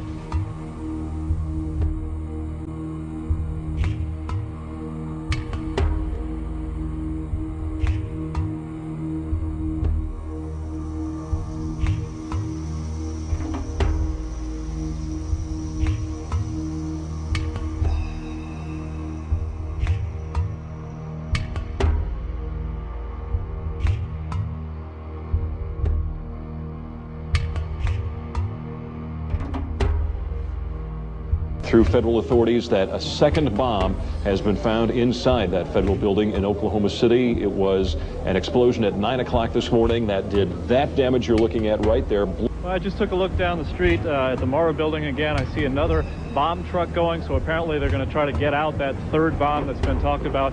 At the present time, the medical teams downtown are unable to get into the wreckage to retrieve more of the injured because of the presence of other bombs in the area. I've been told by the police department that just as soon as those bombs are defused, they will permit the medical teams to enter. Now, we're also hearing from some witnesses on the scene that they've overheard from firefighters that were first on the scene that there was a possibility that there was a secondary explosive device besides the car bomb device outside the building, and that device may have been placed near the nursery. Also, we're getting word now that President Clinton is sending anti-terrorism units down here to look over the situation and find out exactly what went on and what other danger may be out there in Oklahoma City. That's something we need to think about, unfortunately, this time, because, as we've told you, 2 other explosive devices were found that were not detonated, and they were larger than the first. The reports I have is that one device was deactivated. Apparently there's another device, and obviously whatever did the damage to the Murrah building was a tremendous, very sophisticated explosive device. So President Clinton just called Governor Frank Keating, and he says that 3 FBI anti-terrorist teams are en route to Oklahoma City. Right now, they are saying that this is the work of a sophisticated group. This is a very sophisticated device, and it has to have been done by an explosives expert, obviously with this type of explosion. Now, the Justice Department is reporting that a second explosive device has been found in the AP Murrah building in downtown Oklahoma City. We should find out an awful lot when the bombs are taken apart. I think it was a great stroke of luck. As you're mentioning, it's hard to talk about luck on a day like today in Oklahoma City, but it was a great stroke of luck that we actually have got diffused bombs. It's through the bomb material that we will be able to track down who committed this atrocity. First bomb that was in the federal building did go off. It did the damage that you see right there. The second explosive was found and diffused. The third explosive that was found, and they are working on right now as we speak, I understand, both the second and third explosives, if you can imagine this, were larger than the first. First bomb that was in the federal building did go off. It did the damage that you see right there. First bomb that was in the federal building did go off. It did the damage that you see right there. Still another problem, according to these groups, is the executive branch making a grab for much more police power, some of it highly questionable in the aftermath of the Oklahoma City bombing. It shouldn't be the case that Americans have to worry that their phone could be tapped. It shouldn't be the case that Americans have to worry that their credit records could be made accessible by the FBI without them being involved in any criminal activity. The first draft of the House anti-terrorism bill was so loose it could let authorities define as an act of terrorism, prosecutable by the federal government, everything from threatening your spouse with a gun to blocking an abortion clinic. While the anti-terrorism bills ask for sweeping new powers, the ACLU and others also worry about numerous executive orders that the public knows little about. These orders could give the president, federal agencies, and the military near dictatorial powers.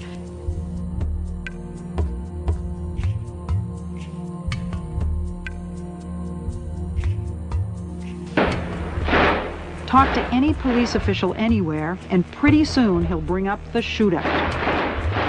February 1997. 2 bank robbers in full body armor and firing AK-47s did battle with police on the streets of North Hollywood, California. It was every officer's worst nightmare come true. Cops outgunned by the bad guys. The one weapon that we've identified can go through a bulletproof vest at 200 yards. After the LA shootout, requests for surplus machine guns increased dramatically. The Los Angeles Police Department alone got 600 M16s from surplus. Nationwide, the number given away more than doubled this year, and many departments decided to issue them to regular patrol officers on daily duty, all because of one shootout in one city.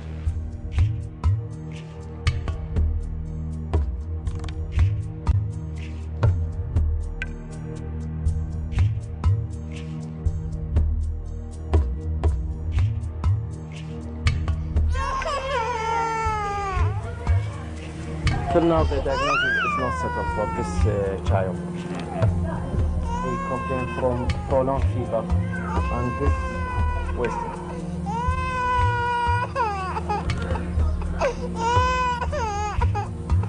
We have heard that 500,000 children have died. I mean, that's more children than died in Hiroshima. And you know, is the price worth it? I think this is a very hard choice, but the price, we think the price is worth it. Worth it because she believes the sanctions are working.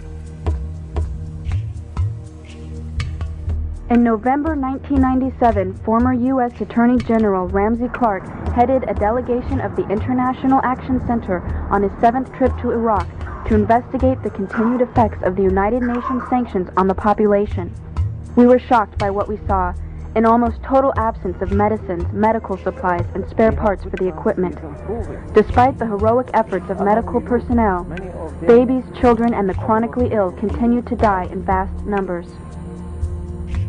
The United States government claims that Saddam Hussein is to blame for the crisis. What is the real cause of the suffering? The sanctions. They are an extension of the 1991 United States war against Iraq.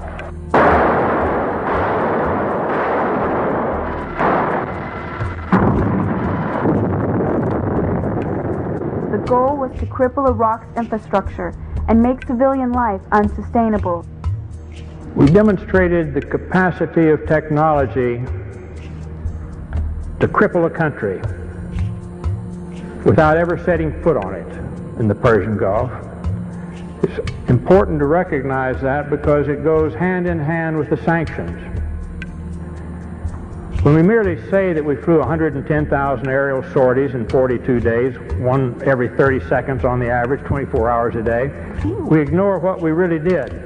As officials said, the death toll was now 288, with many more to come. The trucks kept filling up and driving away, past waiting relatives who knew they might never be able to identify the bodies of their loved ones. The community of Almeria filled one of the first of many funerals with gunfire in sign of grief and fury, and with angry words aimed through foreign journalists. "My mother, she's gone," shouted this young man.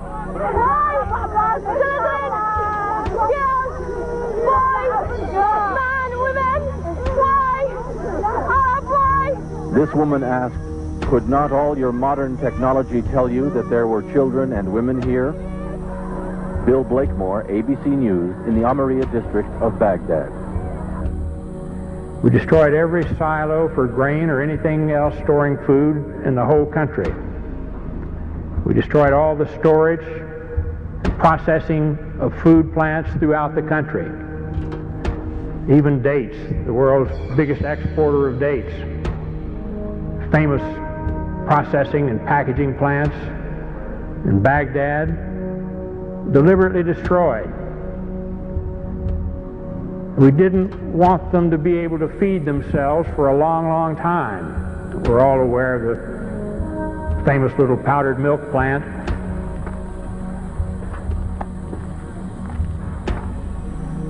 The United States government says that in this factory here you are making chemical weapons. Is that true? No, that's not true. They are lie. Because this is milk for children. This powder, milk of children. Nothing else was made? Only this in the factory? Yes, and you can see it yourself. With the only factory in the Middle East to produce powdered milk, they were producing about 17% of their powdered milk requirements. We destroyed that, cut off all the milk. The malnutrition of the mothers immediately jeopardized all of the infants. 70% of the pregnant women, even today in Iraq, suffer anemia. The death rate for children has soared compared to 1989, the last year before sanctions. One of the biggest causes of death in Iraqi children today is diarrhea and dysentery due to the untreated drinking water. Iraq's water purification plants were heavily bombed in the war, and many that were repaired have broken down. The United Nations bans the import of spare parts and chlorine into Iraq to purify water. We saw the effects of this policy in the hospitals. This is the second attack form of acute bloody diarrhea, amoebic dysentery. Most of them are due to contamination of water. Is malnourished, anemic, underweight with a developmental delay. Do you have tap water there? No. You see, the conditions of these children shouldn't happen anywhere, and it's caused by the sanctions the United States government insists upon.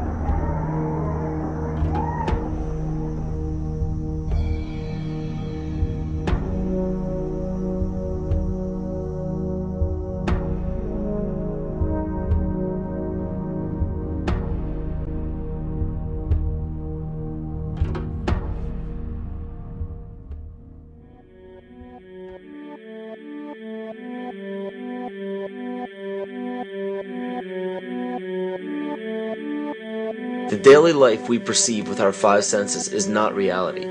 Quantum physics has shown that space and time are illusions of perception. Therefore, our bodies cannot truly be a reality if they occupy this space. Ernest Rutherford performed an experiment in Manchester that revealed to him the shape of the interior of an atom. Scientists were shocked to discover that the atom is almost entirely empty space. The question then became, how could this empty atom possibly make the solid world around us? Our true consciousness does not exist in our brains or in our bodies.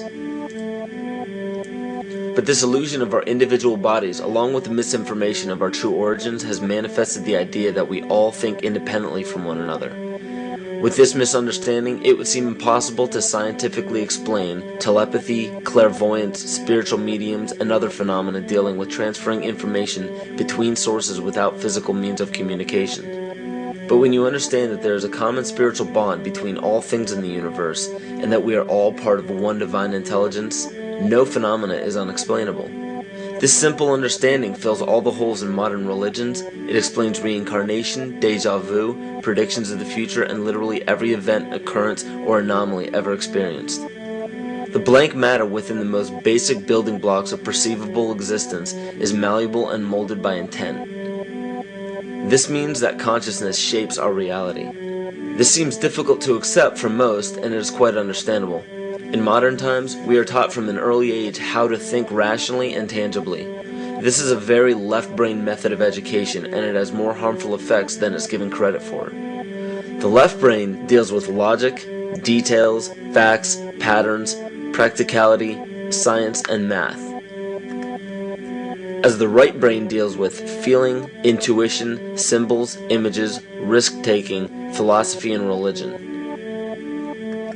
With a deliberate push for government-controlled educational curriculums, generation after generation of the youth are being taught to focus only on the facts, figures, and numbers.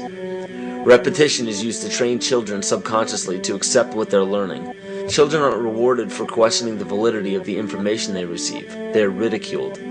However, the children who blindly accept the information as true and merely regurgitate the information on command when it is time to take a test, those children go on to become the decision makers in our government, law, medicine, business, and every other occupation with power and prestige. The most detrimental effect of being pushed away from holistic thinking with the full brain into a strictly left brain thought is what is known as the suppression of the feminine. Every male and female have both feminine and masculine qualities. It has nothing to do with man or woman.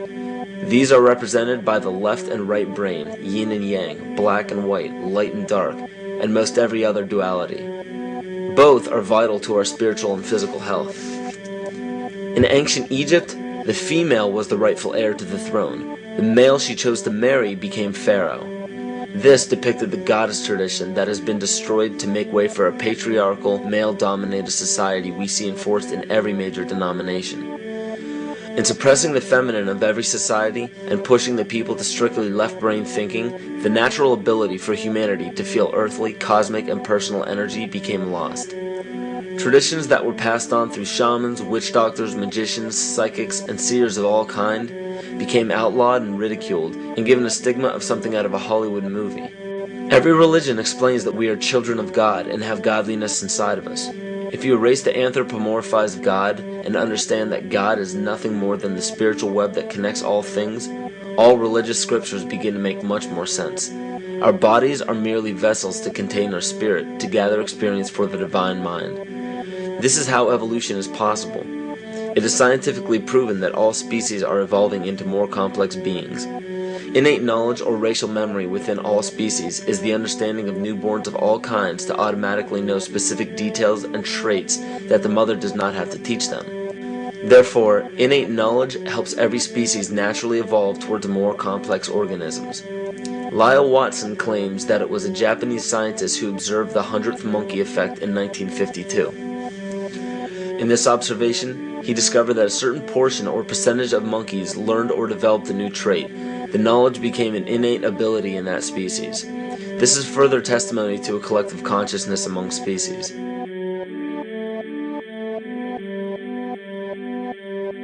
Everything in existence has a natural vibration to it, from our atoms all the way to the vastness of the universe. To show a simple connection between the earth and our bodies, take a look at our body's harmonic focal points, better known as our chakras. Just as there are harmonic focal points on a guitar string, there are locations within our body where our vibrations culminate. In Eastern philosophies, these 7 chakras are used to bring health and balance to the physical and spiritual body. Our Earth also has 7 chakra points at equally distant locations from one another. There is 1 chakra point on each continent. The root chakra is in Mount Shasta, California. The sexual chakra is in the Isle of Sun, Lake Titicaca in South America. The solar plexus chakra is in Uluru Kata Juta in Australia. The heart chakra is in Glastonbury or Shaftesbury, England. The throat chakra is where the Great Pyramids of Giza in Egypt are. The heart chakra is at Kuhe Malak Sia in Iran. And the crown chakra is at Mount Kailas in Tibet. Scientifically, this is explained because at the core of our Earth there is a molten iron crystal that resonates at approximately 7 Hertz. There are energy vortexes all over the Earth where electromagnetic energy emanates. There are also several vile vortices surrounding the equator where strange anomalies occur, such as radio and compass malfunctions, as well as plane and ship disappearances. You may have heard of a few of these. So the intangible parts of our existence, such as emotions, are part of the true reality of higher consciousness. If emotions are part of a realm that we cannot experience with our 5 senses, then how is it that we are all aware of our emotions?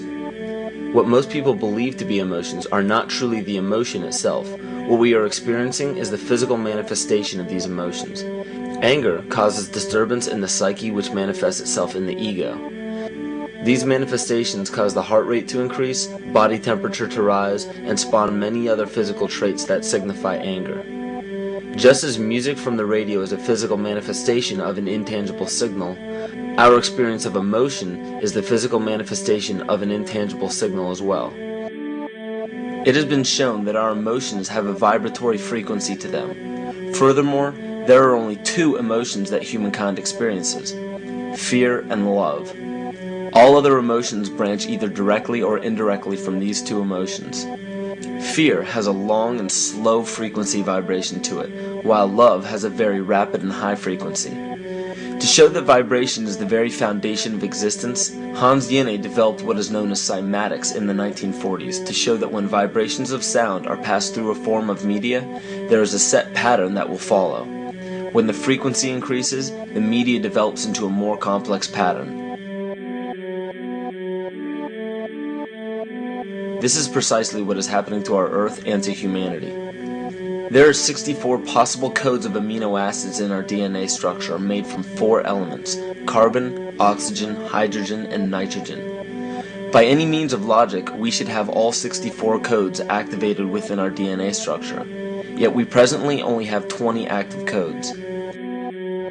And of these 64 possibilities, it appears that only 20 of these codes are turned on right now for us, the 20 amino acids. There is a switch that turns off and turns on where those coding sites lie, and that the switch for that turning off and turning on is what we call emotion. And this is the first time that we've ever seen the patterns of emotion directly physically linked to human genetic material.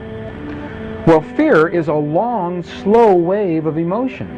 So this wave of fear is a long, slow wave and touches relatively few sites on this DNA. So an individual living in fear is limited to the number of antennae that they have available to them, whereas an individual living in the pattern of love, this is love. In DNA, you can see it's a higher frequency, shorter wavelength. We have many more potential sites for coding along that genetic pattern. This information, this is amazing. This is the first time we've ever had a hard digital link between emotion and genetics. This is important to understand because another researcher named Vladimir Popanov measured tiny particles of light called photons inside a vacuum tube. The photons were scattered as expected. A sample of DNA was then entered into the vacuum tube and they measured the photons again. They found that the particles of light align themselves along the axis of the DNA. Then, as they removed the DNA sample, the photons remained aligned to the same form of the DNA even though no DNA was present. This is what is known as the phantom DNA experiment. Science has now bridged a very important gap between physical and ethereal, or spiritual. Our emotions directly affect the structure of our DNA, which directly shapes the physical world we experience every day. So the messages left by the ancients that we've explained here were more than just prophecies about a one-world government or a new world order. We now understand why the study of the heavenly bodies were so important. The rotation and orbit of all that makes up our universe serves as a clock to map changes and transitions. This helped the ancients understand that the change of the heavenly bodies were a mirror to the changes of all existence. December 21st, 2012 is simply a natural transition from one form of energy to the next, the transcendental evolution of man. This date is what's known as 0 point. Our sun, as well as our planet Earth, is losing its magnetic field as the Earth is slowing in its rotation. All the while, its base resonant frequency, also known as the Schumann cavity resonance, is increasing in accordance with the predictable sequence of the Fibonacci theory. At a cellular level, our bodies respond to an electromagnetic pulse. The ancients called this the sacred circuit. The cells receive this pulse from the brain, which receives its pulse from the heart, which receives its pulse from the earth. This pulse comes from the solar system, which from there comes from the galaxy, which ultimately comes from our entire universe. We literally share a pulse with all of existence. Yet another example of everything being one. For as long as scientists have been recording the Earth's pulse, it has remained at approximately 7.8 cycles per second. This was a constant fixed number until 1986 into 1987. It rapidly began increasing to about 9 cycles per second in 1996. So in one decade, it increased by about 2 cycles per second. By 2012, this pulse will be right around 13 cycles per second, just as the Fibonacci theory indicates. What does this mean for humanity? Just as cymatics has shown that higher frequencies result in more complex patterns, we are now experiencing the beginning of a major shift in both physical and spiritual vibration. It's difficult to understand what exactly will happen to our physical bodies, but ancient scriptures, pagan and monotheistic religions, mystery schools, and secret fraternal orders have all given indications as to what this experience will be like.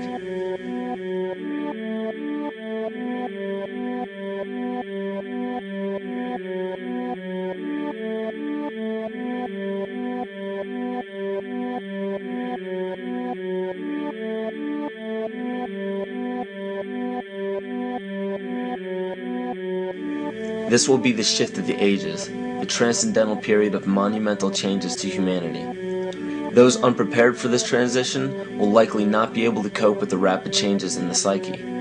The only way to prepare for what is to come is what we have sought after for our entire lives: truth. Not the truth about governments, commerce, religions, terrorism, or anything external, but the truth within ourselves, within our psyche and our shadow self. Especially in Western cultures, we are taught that being normal means only being happy and never sad, only loving and never angry, only forgiving and never jealous. This sounds plausible, but it is not. We are not meant to repress any negative emotions because it causes imbalance. To conquer our emotions, we must embrace them, not fight them. We must acknowledge them and allow them to serve their purpose as we learn from them. The ancient Essene culture left teachings dating back about 6,000 years. They taught that our relationships with one another, with the universe, and with situations and events are mirrors of the parts of our psyche that need to be cleansed. Author Greg Braden beautifully explains this entire segment at great length in his work. His hard work and understanding of these subjects contributed largely to the marriage between science and spirituality. It is very important to understand that when you fear loss, fear death, fear war, fear terrorism, or fear change, you are giving others the ability to control you based on those fears. When you fight against poverty or against racism, when you fight for relationships or for freedom, you are outwardly attempting to repress that which has been placed before you to conquer inwardly. These situations are mirrors of our fears. This is why it is important to love and only love. Love those who stand with you, but especially those who stand against you. Don't look at your fears as a threat. Rather understand that this material world is only a physical manifestation of either the love or fear in your consciousness. It's as plain as day.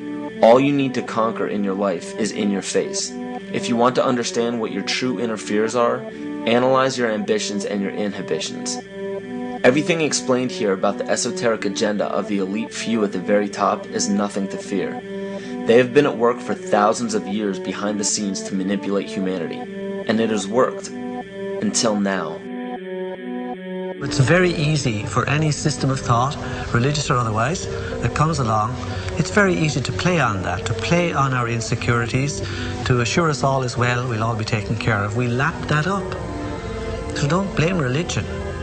Blame our own insecurities, which has allowed religion to flourish, and which has allowed so many systems of thought that are disempowering to flourish throughout human history. That's why we can't get out of it.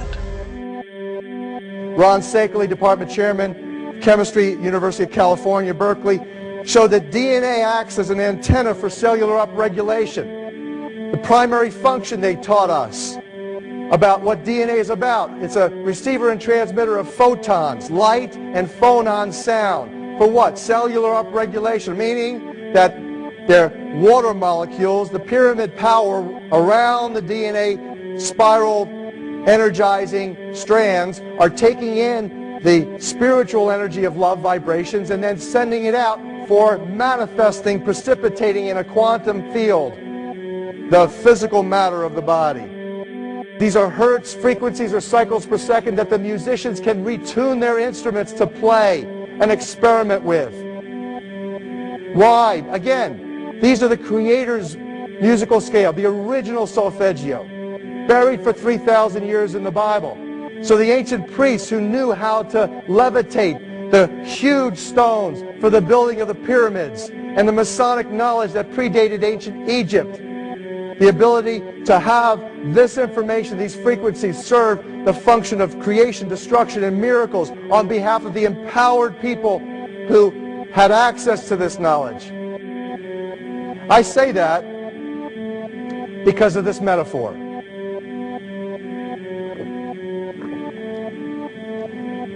This is the difference between the power of our Creator and anything else, particularly evil. That you can go into a pitch black room full of evil, full of darkness, and light a little candle, and instantly that darkness flees. But you can't do the opposite. You can't go into a well-lit room full of truth and wisdom and righteousness and joy and health and harmony with the universal power. You can't take any amount of darkness and go into that well-lit room and have any effect whatsoever. That is the metaphor which I frequently think of when I think that I'm not empowered. It is the greatest lesson for me, and I think for everybody else, to know that we're on the winning side and that we win in the end. As you are watching this, understand that it is not a fight to be fought. It is not a war to be waged. No gun rights have to be exercised. Not a finger has to be lifted. Most people wonder how one person can make a difference. They ask that if all this is so simple and this information is available, why hasn't someone else conquered their fears and changed the world for everyone else? This is the most difficult and beautiful conundrum to our lives. Your reality affects you and only you. Your curiosity has led you to this genre of information to serve a very specific purpose in your life. To understand visually how the universe is truly a hologram, a math professor at Yale University developed the formula that is plugged into a computer program. Named after him, the Mandelbrot set shows a seemingly disorganized pattern. But no matter how far you zoom into the design, you will always find the same pattern within the whole pattern. Each fractal, broken down infinitely, will always reflect the whole. When one fractal changes its pattern, the sum total of the whole pattern changes along with it. This exemplifies that the whole world does not need to be awoken. There is no race to inform the 6 billion people on this planet of this message. It is only important that you, personally, learn to conquer your innermost fears and learn to love. When you see your fears for what they are and master your emotions, then, and only then, will you truly be free.